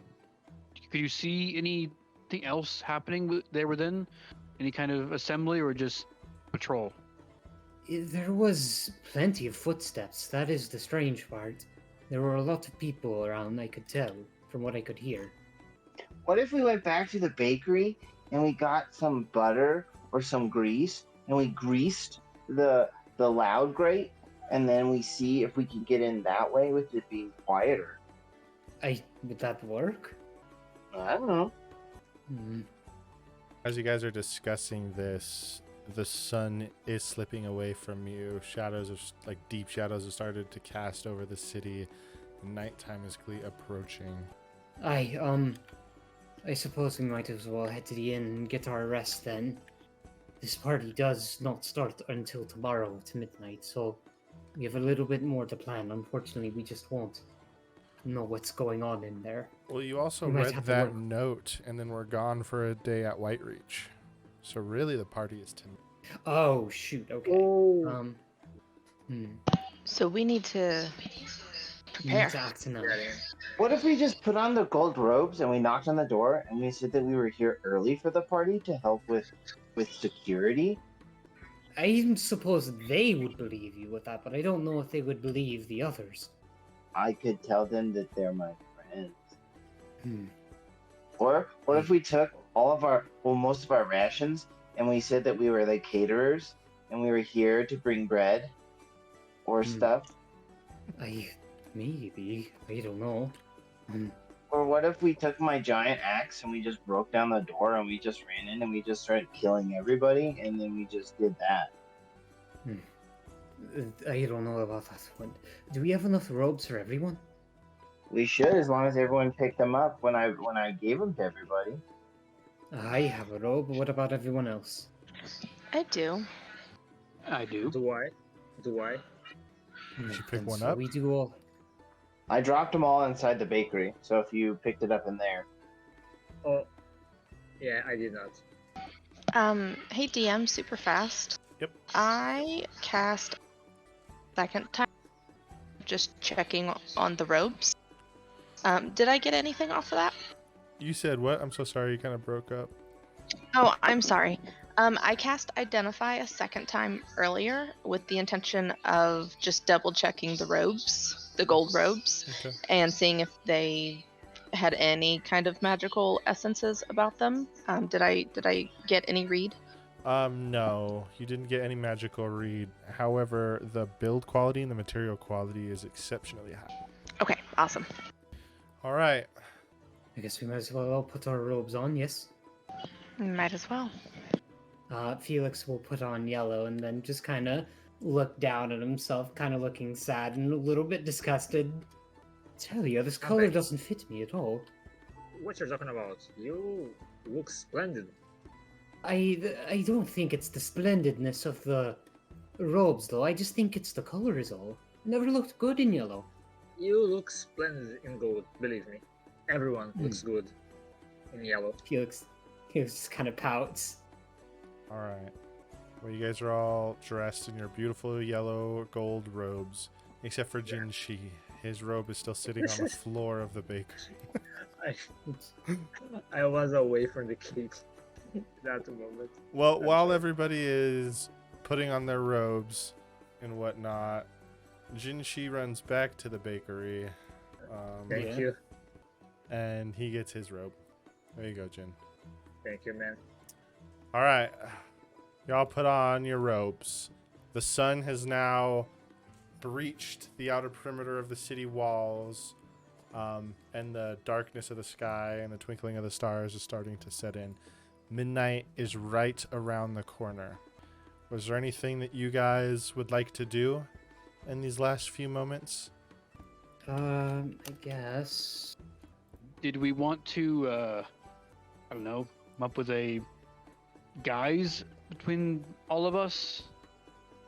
Some kind of story that we can all have straight should they ask. Obviously, the masks would imply anonymity, but I assume they know who's meant to be here and who's not. Should we come up with some kind of answer to that question before we're caught fumbling in the... I suppose. Yeah, I think that it's a good idea, and I think I have one as well. Like, we all are in masks, so inside that it may get confused, messy. How about a safe word between all of us? What would make for a good safe word? Peanuts. Just peanuts it is then. To confirm, was that peanuts? Yes. Okay, that's not I quite what I said. will. I will search in Google right now safe words for BDSM practices, and I will come up with a list for everyone to choose from. All right.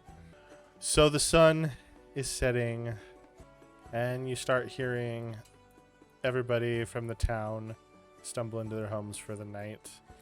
The dull light of the city and the lights in the houses start to dim. And darkness overtakes Moon Harbor. Even though it doesn't look like that on the map, it is. It's dark. Hey, theater of the mind. All right. As it gets dark and you guys are sitting outside, you hear the front door unlock to the Moonlight Gardens. Click, click. What was that? Okay. Click, click goes the door. And out of the door walks a man dressed in all gold. And he looks at you guys and he goes, "Oh, well, you're here early." He like kind of looks down at his watch and says, "We still have about an hour until the party starts. Who are you?" Who are we indeed? He says, "Yes, who are you indeed?" Doesn't that give away the whole anonymity of the masks? If we told you who we were? He kind of goes, "Oh, that's right." He says, "Look, I'm sorry. It's my first year. I've never really done this before, and they gave me door duty. I don't really know what to do." And he says, "Hold on. What was my training? Yeah, safe word. What's the safe word?" And he points to you guys.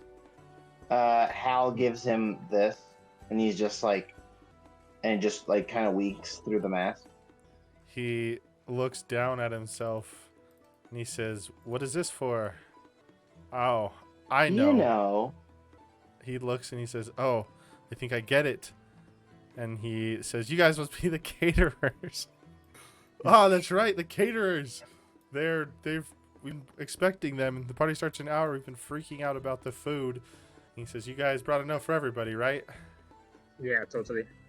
He says, "All right, well, why don't you go ahead and hang out here. As soon as the party starts, I'll let you guys in, and we can." But don't we need to set up beforehand. He says, "I know, but I was told explicitly not to let anybody in until the start of the Well, party." I guess then everyone will be really upset because there won't be any food. No. And they'll be like, why is there no food? And we'll say it was that guy at the door. He wouldn't let us in. No. No, you can't tell them that. This is my first year. They just let me in. You don't understand how hard it is. Okay? I know for someone. Well, this is my second year, and this is not how you do it. So. Look. Just you can't tell them. Okay? You can't tell the master. All right. Look. I'll let you guys in, but promise me you're not gonna be up to any good, right? We'll be up to just bad. Yeah. And as you guys are talking, a line of people in gold robes start lining up down the highway, or whatever this is, the highway. The road. Yeah, the highway. Yeah, it's the highway. And as you and him and Hal are talking, the rest of you just watch Gold Veil members start walking in, kind of like not understanding what's going on, like they're waiting for this guy to ask the password, and then he's not, so they're just walking in the door behind him, and this guy's completely oblivious, and a bunch of people walk in the building. And then you guys all see Hal's tail, like kind of like brush you, like it swings, like go around him and go inside. And I just keep talking to him about how much he's messing up and how he turns around and sees that everybody goes inside. He says, "Oh man, you guys are distracting me." He stops this guy. He goes, safe word. And he looks back at you guys like he's all in a fluster, and he goes, "Hurry, go in, go on." And he's like just all like flustered. All right. And with that, told you guys the catering angle would work. You know, Hal, you did well. That was a really good job. You did a pretty good job, bro. He just smiles and his cheeks get a little rosy. Yeah, you did a good job. All right. You guys enter the Moonlight Gardens after midnight. Stepping into the Moonlight Gardens, you are immediately enveloped in an ambience of natural allure. Towering above you is a vast dome through which a starlit sky casts a gentle luminescence upon the atrium below. Tall, majestic trees rise towards this dome, their leaves shimmering in the ambient glow, while delicate flowers and rich foliage cover spaces. And a polished stone pathway meanders its way around, guiding visitors through this botanical wonder. The heady aroma of blooming flowers mingles effortlessly with a mystic scent of burning incense, and amidst this splendor unfolds a scene of decadence. The soft melodic strumming of the harp weaves its enchanting spell, and tables laden with gourmet dishes stretch out, illuminated by soft golden lanterns. The attendees, all drapes and robes of illustrious gold and concealed behind ornate masks, move gracefully through the gardens, their whispered conversations harmonizing with the harp's gentle tune. The clandestine gathering under the watchful eyes and amidst the secrets of nature holds an allure that's both captivating and mysterious. All right. I'm just gonna quietly whisper to the party, just, this certainly ain't no place you would see in the door, yeah. What? Nothing. Just This guy says, shh, as they all look at you rudely, like they're all scoffing, like, oh, so rude, so loud. This guy ends up walking down. I will forgive my companion. He is trying to adapt it to the high life. I don't know. You can expect anything from anyone. This guy comes down and looks at you, and you can kind of tell he's sizing you guys up as you're awkwardly standing in the doorway. And he looks at Valen straight through his mask, and he goes, wait a minute. I know you. Where do I know you from? And he like comes down and he's like looking at Valen through the mask, and he's like trying to put it together. Well, weren't you here last year? Oh. He like looks at you and he kind of smiles and he goes, oh, I remember last year. And he kind of like winks at you. He says, we had such a great time last year. You're, what was it, David? Oh, big hunky David. And he goes and like runs his hands down your chest. And he says, I hope to see more of you around. He kind of just like wanders off. I will look at Valen. Good move, David.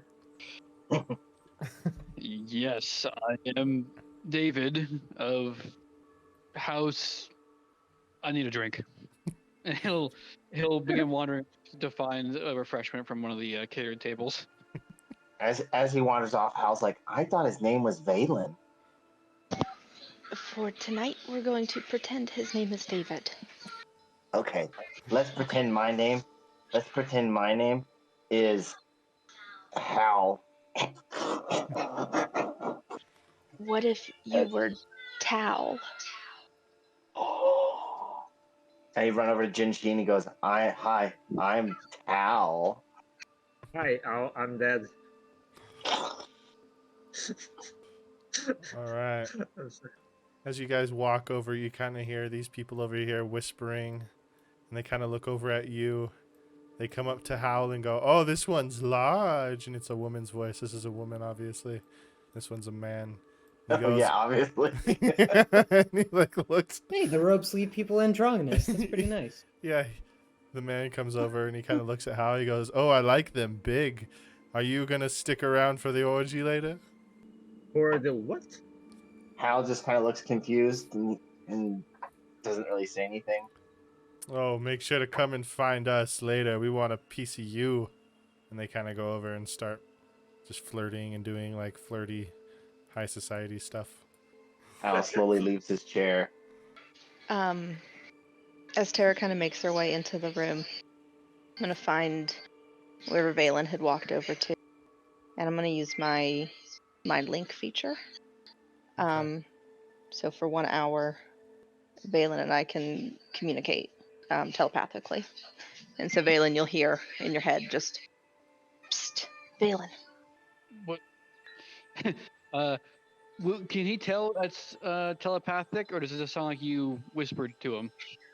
Great question. We're wearing masks, so I can't see lips move anyway. I mean, if you look around, she's not standing by you. It's. Do you check? I don't know. I think initially, yeah, he'd like look, and he doesn't see you immediately next to him to be able to whisper to, and I think he's smart enough to pick up the pieces and be like, "You're a telepath." Interesting. It's just in case of an emergency, we have to be quiet. But we can reach each other quickly if something happens. That's some good thinking there. I'm not entirely sure of the vibe of this place yet. I'm afraid this is not what we thought it was, but I'll keep you posted. Do keep an eye on Hal.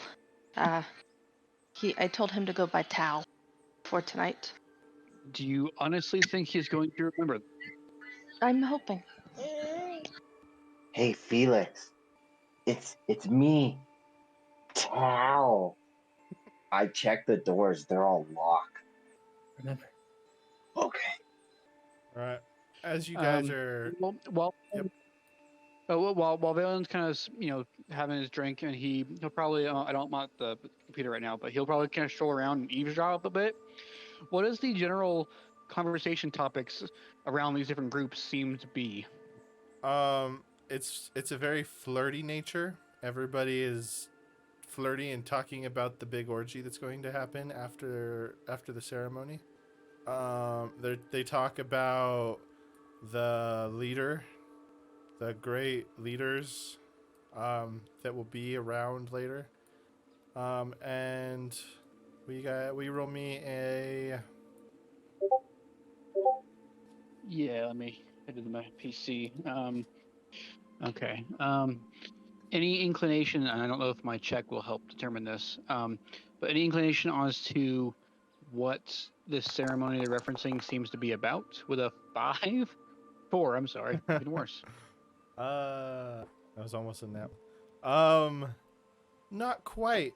You get this common reoccurring theme though, where everything as you sip your drink, it's just really high class, like really tasty mead, and all the meat is really high end. The chairs that are laid out are high end. Everything is just like very, very, very extravagant. But besides you hearing about there's going to be a big ceremony later and the orgy that everybody's looking forward to, you really don't decipher much more. Okay. Hal goes over to this guy way up here, and he goes, "Hi, how are you? I'm Tal." And he looks and he's just like, oh my, I didn't know they came as big as you. He says, what are you here for? Are you here for the money or the fun? I'm here for all of it, but I was told that you could get me in the room over here, and we could have some fun and play some games. Which room? The one he pinged over here. This one? Yeah. He looks at you and he goes, but it's not orgy time yet. He looks around and he says, I guess And- if you can convince me with a, I don't know, persuasion check. Oh gosh. All right. Hal just like, well, can I ask? Can he roll with advantage since everyone likes him big? Yes. That's fair, honestly. Perfect. Damn it. He looks at you and he goes, I can't. I've been positioned here to guard the door. Our great leaders are behind this door, and I can't let anybody through. That's what they told me. He's like, but I'll be finding you later. And then Hal gives him one of these and just says, "There's more where that came from." Oh, and he takes a super seductive bite out of the sweet roll. Yeah. And then Hal starts to walk away, and he's just like motioning with his finger. All right. Right. I will stay in chit chat with this. I will assume that they are some kind of cultists. I think like kind of cult rise type thing, and I will play myself as a newcomer. Like this is my first time here. I don't know what's happening. Can you give some directions? What to do and what not to do? Why exactly we are here and all that sort of thing. Always speaking low and in a polytone because well, Jinshi knows how to behave himself in this kind of situation, this kind of high society situations. And, You're asking this guy? well, all this table actually. And it's Okay. like, well, and well, he will answer like every flirt, every solicitation stone with even more flirt and that sort of knows how to do that. And he will promise them like, if you teach me these things, I can teach you some things when you know the time comes. They're all just like, ooh, a first year. And these are two guys over here. There's two guys. This one's a woman. And these two guys are Yeah, like, I remember the very, first time we had a first year. And they kind of like, and they giggle. very fresh. Yeah. And they said, we'll take you up on that offer. And he goes, he's like, we're really not supposed to talk about it, but what the heck? I've had a few drinks. He gets in real close, and he's just like, we have these parties once a year, and you have to be invited as a wealthy member of a prestigious empire family. They're the only ones that get in. And, you know, we're all here for the fun, but we're also here for the ceremony. The ceremony, it always brings great wealth to the families of the empire, and that is why we're here. Nishi will like hug them, like I don't know, like one arm in each person, like that sort of bad boy and play style. Yeah, I think I can. I think I can understand, but well, for all that's worth, for me, the Empire can have all the gold if I can have you both. And they just kind of giggle, and this one like leans over and sniffs you. He says, I can smell your not blood. You're gonna be a good one. I can't wait. Uh, and they look and they say the ceremony should be starting soon. You be sure to find us after. And he kind of Oh, like does a little like I will finger not. walk on your shoulder. I will not miss that. Totally not.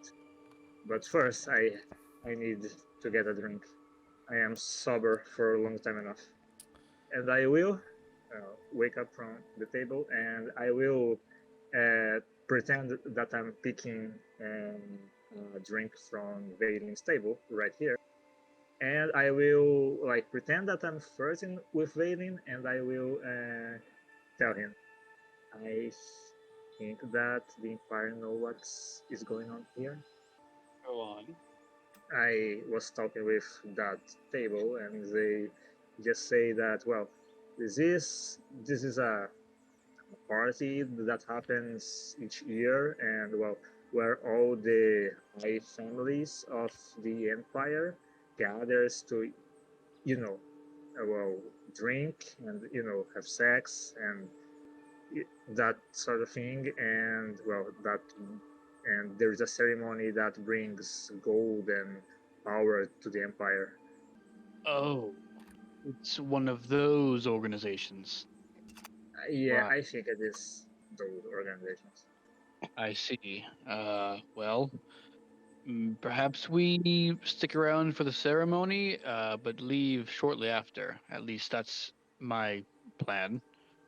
Well, I don't want to stay here right now, and I don't. Yeah, and I sure don't want to stay here for this so-called orgy. So let's just get this over with and get the hell out of here, please. You guys hear like a soft ringing of a bell, like a bing, bing, bing, bing, bing, bing. It's coming from this guy right here, and he steps forth. And when he does, you see everybody start gathering around the tree. Yeah, they're all gathering. Everybody's gathering. It's great. Cool how they can move through walls. Yep. Everybody starts gathering around the tree, and this guy pipes out, and he says, "The great lords have spoken." He says, "The ceremony is about to commence. Like every year, we need volunteers to go into the sacred room of sacreding, and help with the first step of the ceremony." He says, This year, we normally already choose people, but we have a new member with us, and I just think he's adorable. I can't get enough of him, and I think that him and his party should be the ones we elect. Come, come forth, big man. And he like points to you, Hal. And he looks and he just like kind of runs his hand down your chest. Everyone starts whispering. They're like, "Oh my god, look how tall he is! Oh my god!" And they're like all like getting ready. And they're just like, "I vote that we send him and their friends in. All in favor?" And everybody, like almost in uniformity, just puts their hands up. He says, "Then it's settled. You and your friends shall go into the sacred room of sacreding." Hal just kind of nods and is like, and just like heads straight for the door. And this guy kind of comes and is about to unlock the door, and kind of, as all you guys come over, he's like, "Come, come. This is a very special moment, very special privilege, especially for some first years." All right. The time has come, he says. He says, "Good luck, and may you sacred the sacreding." And he unlocks the door. In his head, Valen's going to reach out to Terra and just say, do you have teleportation magic to get out of here as quickly as possible, should you need to? I do not. Oh, no. He says, "Come, come." And they start rushing you into the room, Do I surrounding hear, the door. Like, do I hear Valen talking with Terra about that? No, I think it's some. Alright. All right. So as you guys slip through the door into the restricted section of the Moonlight Gardens, a hushed conversation reaches your ears. 3 figures draped in golden robes stand in intense discussion around a makeshift summoning circle, crudely drawn in chalk. The circle is dotted with offerings of gold coins and fine foods. Disturbingly, at its center lies a bound man. Which I didn't put him there, but he's there. He's right there. Don't worry about it. Right. His appearance ragged and face streaked with both dirt and evident fear. The trio's voices, previously low and conspiratorial, begin to rise with tension. "It's your turn," one insists, his voice dripping with impatience. Another retorts, "You said that last year." The disagreement is palpable, the weighty subject matter clear. They are deliberating over who will commit the grim act of sacrificing the captive man. As moments pass, the atmosphere grows increasingly tense, with every word spoken adding to the urgency of the bound man impending doom. They're over here I'll do discussing it. They all turn around and go, "What?" And they see you guys, and they say, "Oh, they're here." And they step, and he steps forward. They're not wearing masks, and you guys immediately recognize them as the Gold Thorns. They look at you and go, "Oh, good. The time has come. Time to get paid." And they all move out of the way, and he comes over and hands Hal the sacrificial dagger. And he goes, "Do the honors." And the bound man just kind of looks up at you. I look down at the bound man and I go, "What's your name?" His mouth is like tied up. He can't speak. He's like gagged. I pull it down and I like hold his chin and I say, "What's your name?" Israel just immediately passes out again. Ah, falls on the ground, and Ailman runs over and grabs her, and she goes, "The germs!" And she's like fainting and being dramatic on the floor. And Guildmaster comes over and goes, "Don't touch him. He's a filthy street urchin. You never know what kind of diseases they carry." Hal stands up and he goes, I'll do it in one second. I just need to talk to my friends." He gathers everyone down here hushedly. Is the man bound to this table or altar, whatnot? Is it a human male? No, it's an elf. Okay. You can tell he's dirty, and he's like wearing rags, like he was probably a homeless person. God, Please come don't here. do it. Don't do this. This isn't worth I it. I This is- I have This is wrong. I have some sleepy potion. What if I throw it on the gold thorns, put them all to sleep, and then we can free this guy? We'll dress him up in some robes, Didn't we have this conversation before? Don't they have to drink the potion for it to take effect? Unless you plan Like, on roofing them right real fast. like what we are Yep. going to do? We can't like just. He just kind of like coughs and he goes, "Hurry up now!" Uh, DM, I don't know if this feature is still applicable given the nature of the whole sleeping curse that's going on as well. But I assume both Jinchi and Valen would be aware of whether or not sleeping drafts could even work on an Inalt elf, as they generally are immune to magical sleep. Like quickly. Yeah. Um, Does you, that feature I, Inalt or no? I would say, yes, and not still like normal elves don't really sleep, but slumber potion, it's less about putting you into an act of sleep and more into just like a blank, calm mind state. So for you, it wouldn't necessarily put you guys to sleep, but it would put you like forcefully into like a state of like meditation, Like I coma? guess. Not really like a coma, you know what I mean? So okay. I want to try this and see if it works.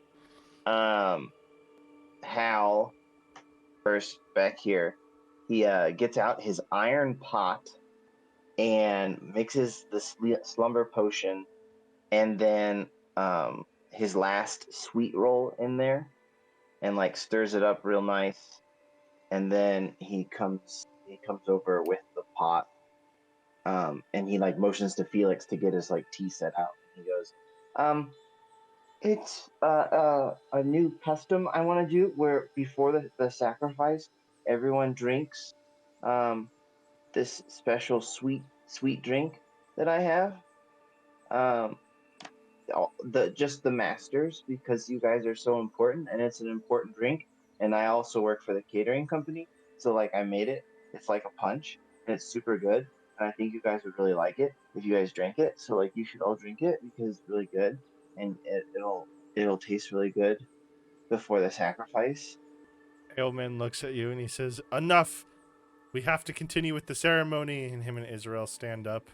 And the guildmaster steps forward and he goes, Just forgive us. We are, fresh years. Like, it is our first time here. We don't know exactly what to do, and well, we don't want to fail the ritual and the sacrifice. We want to make sure that everything is going on perfect. "Listen, we don't have time for this. I understand you guys are first years, which is why I will do what most grand elders of this society do not do. And I will let you in on a little secret, okay? I'll tell you exactly how this works." He goes, "This man," and he points to the bound man. He says, "He's a criminal. He's a rapist and an abuser, and he was thrown in the dungeon by the Empire. And luckily for us and our organization, the deal we have with them is if they give us one of their prisoners to sacrifice for our ritual, then we will split part of the earnings with them." As soon as he says rapist, I'll just. Okay. You plunge the dagger into the bound man's heart. As you do, an unsettling kind of wind hits everybody. Your robes go flailing. The ritual's culmination is marked by an unsettling transformation. The eerie sounds of snaps and cracks intensify as the bound man's forms begin to shift grotesquely. His body liquefies into a thick crimson mass before your eyes, then starts to reassemble itself, not into an object, but into a living being of immense stature. This newly forming creature grows larger, its frame expanding and swelling, ultimately taking on the shape of a hefty humanoid figure. As it fully manifests, you notice its eyes, deep pools of luminescent blue that pierce the dimness of the chamber. Curving horns protrude from its head, casting long shadows on the walls. Its attire is not fabric, but rather made of the same ethereal blue energy that glows in his eyes, wrapping around its form in elegant flowing patterns. The being stands imposingly before you, a manifestation of dark power and lost humanity. His very presence filling the room with an almost palpable power. And he looks down at you and he goes, "It's done." And when he says it, his voice sounds like a million people are talking at once. It's that weird kind of resonation throughout the room. It just like reverberates the whole room. Aegis, Ailman, and Israel just drop to a knee immediately and just like start bowing. And the entity just looks at the rest of you. Who's the giant baby? He says, "Hush." And when he does, he like snaps his finger. Hal goes flying back to the corner of the room and slams against the wall as if he's bound. And you just see his jaw like close.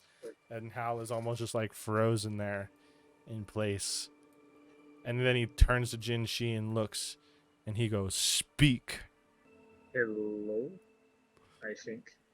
And he says, and who might you be?" I am the first year. We are here for, the ceremony, the glory of the Empire. As you're talking, the guildmaster kind of stands up off of one knee and cuts in front of you, and he goes, "Great Barnabas, don't listen to them. They are first years. They have no idea what was going on. I am the one." And as he does it, Barnabas just kind of like flails his hand, and Guildmaster Aegis just ploop, disappears, just gone. Ailman and Israel also like kind of gasp, and he looks at them, and he also waves, and both of them just boop boop, just vanish from thin air. And he looks back, and he says, "You are different." And he starts like floating towards you. He's not like walking on the ground. He's just kind of floating gracefully over the top. And he goes, "In your bag, that's a hero's token." And he like waits for your response. Yeah, it is a hero token. Do you have any problem with that? He just kind of laughs. He immediately understands that you guys have no clue what that is. And he says, "They're just giving them out to anybody these days." And he turns around and he's like, "Do you understand the importance of those heroes tokens?" Let's suppose not. He looks and he kind of laughs. And he says, "Those are given to heroes of Talmin, those who have proven themselves worthy and important in the master timeline." He's like, "They are given away by gods of various nature." And he says, "It can only be redeemed in heroes' chests." He says, "You must have done something that got the attention of the all gods." We killed Santa! And he snaps, and you drop to the ground immediately unrestrained. And he says, "Speak." We killed the Joybringer. He looks, he says, "The Joybringer." And he kind of ponders for a moment, and he goes, The Joybringer. "That pathetic excuse for a Minotaur that got his hands on a sliver of power. What a disgrace, the life he brings into this world." And as he's talking, a scene around him is forming of like this blue, and it's like of the little elves, you know. He says, "Disgusting, pathetic creatures, a disgrace to call that life." And it dissipates. And he looks at you guys and he says, "The Joybringer, he has been out of control. Because you killed him, that must be why you have the hero's token." He says, "Well, if I may." And he like waves his hand, and out of the floor, like the floor tiles start really like big gold ornate chest covered with like all sorts of gems and gemstones. And then on the top of this chest, you guys see a slot just big enough for a hero's token. And he says, "I present to you a hero's chest." I don't see it. It's there. It's just, you just have to imagine it. It's there. It's very beautiful. And Barnabas looks at you and he says, "Well, go on." I will, like, look behind me, look to Tara, like, look to Vaden and Felix, like, asking, should I? Should we? Felix is going to shake his head no. It could help us. Barnabas doesn't say a word. He's just staring at you guys.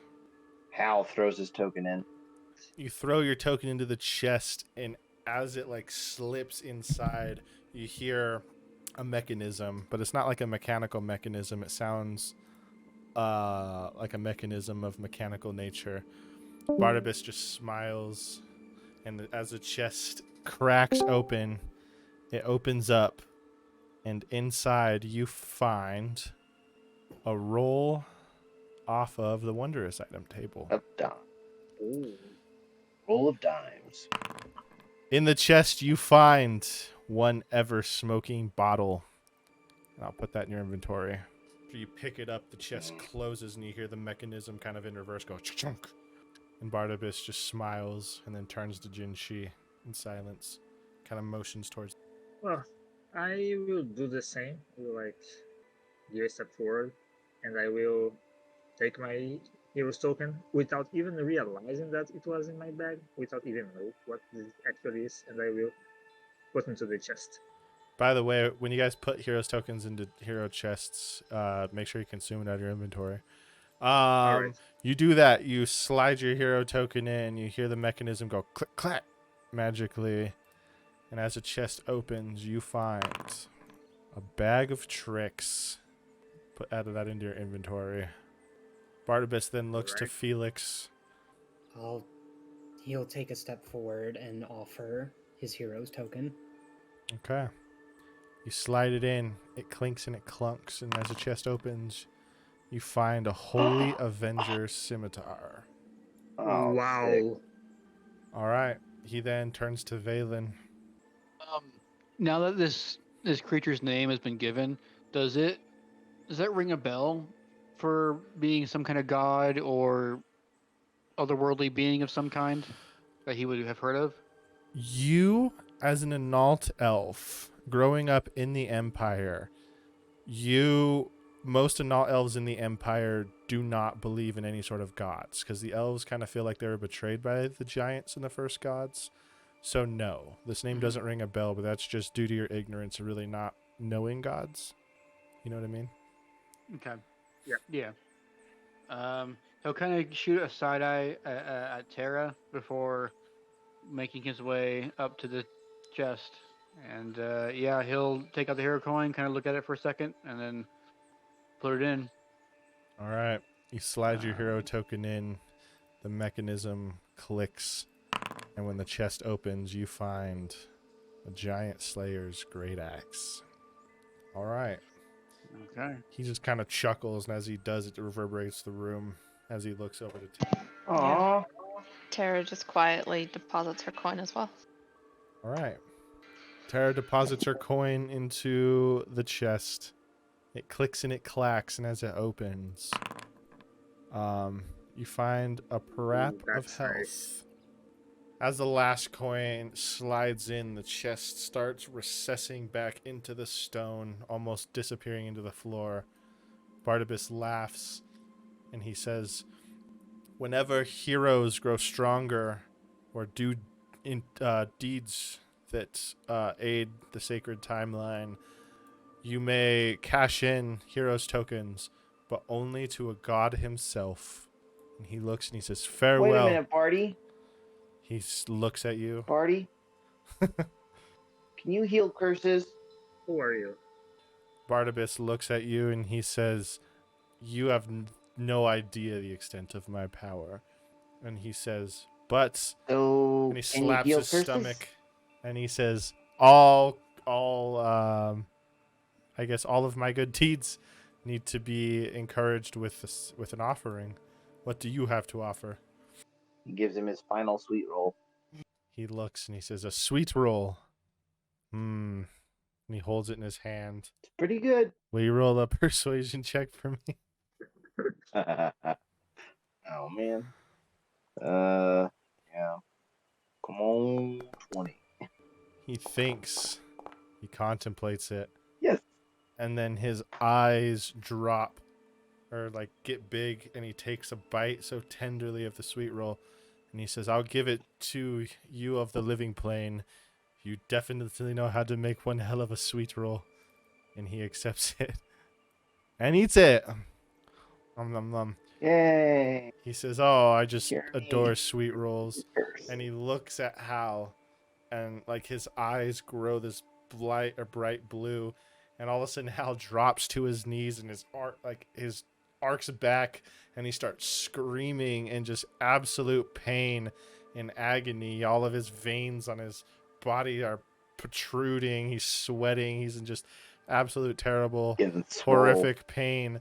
And then all of a sudden he snaps forward and his curse is lifted. Yes, I'm back.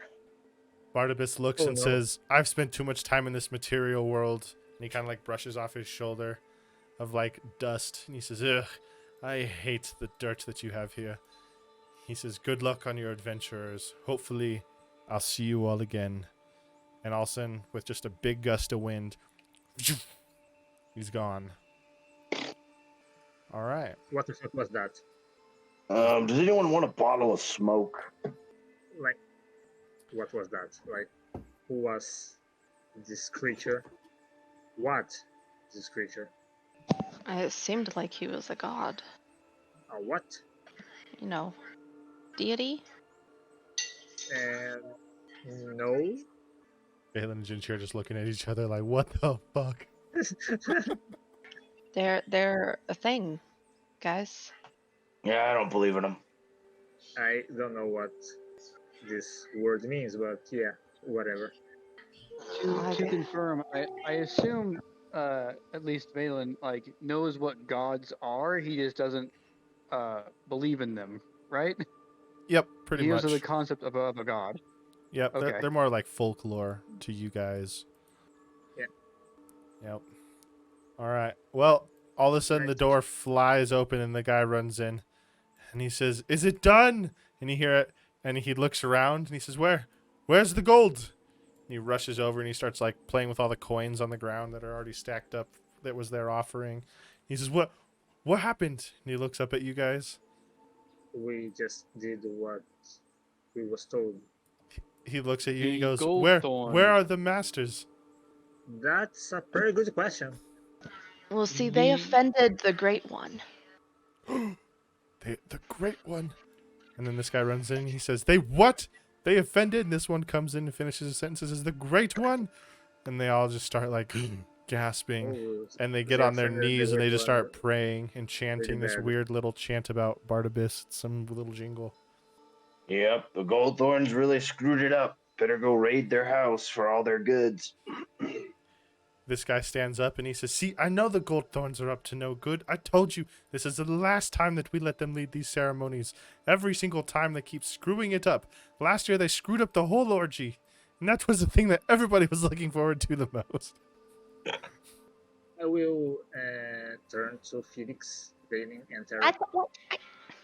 Can we just get out of here, please?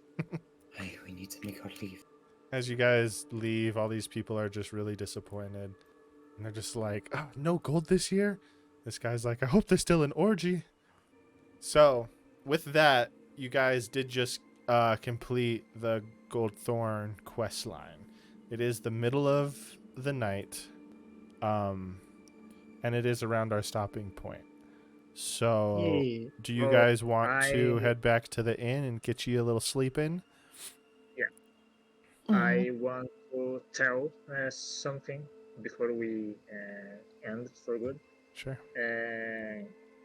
At the hotel, or even before, like, or walking back to hotel, you all will see Jinshi straight crying, like no words, like just crying, tears, no sobs, but yeah, crying.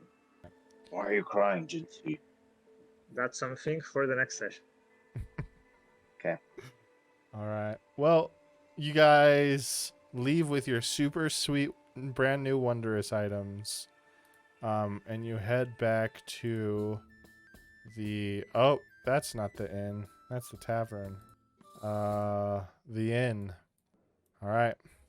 You guys all walk in. If you want, you can purchase new keys from Null and go ahead and long rest for those of you that need a long rest. And then that's about where we'll end it. Do you guys have any other stuff we want to talk about or complete before we pull down the recording? No, nothing really. All right. Let me do a little outro then. Cool. Well, thank you guys so much for playing. As always, it's been a blast. Thank everybody on YouTube if you're watching. That's cool. That's really, really cool. Thank you. And we will catch you on the next one for session 5. All right. Yep, let's go.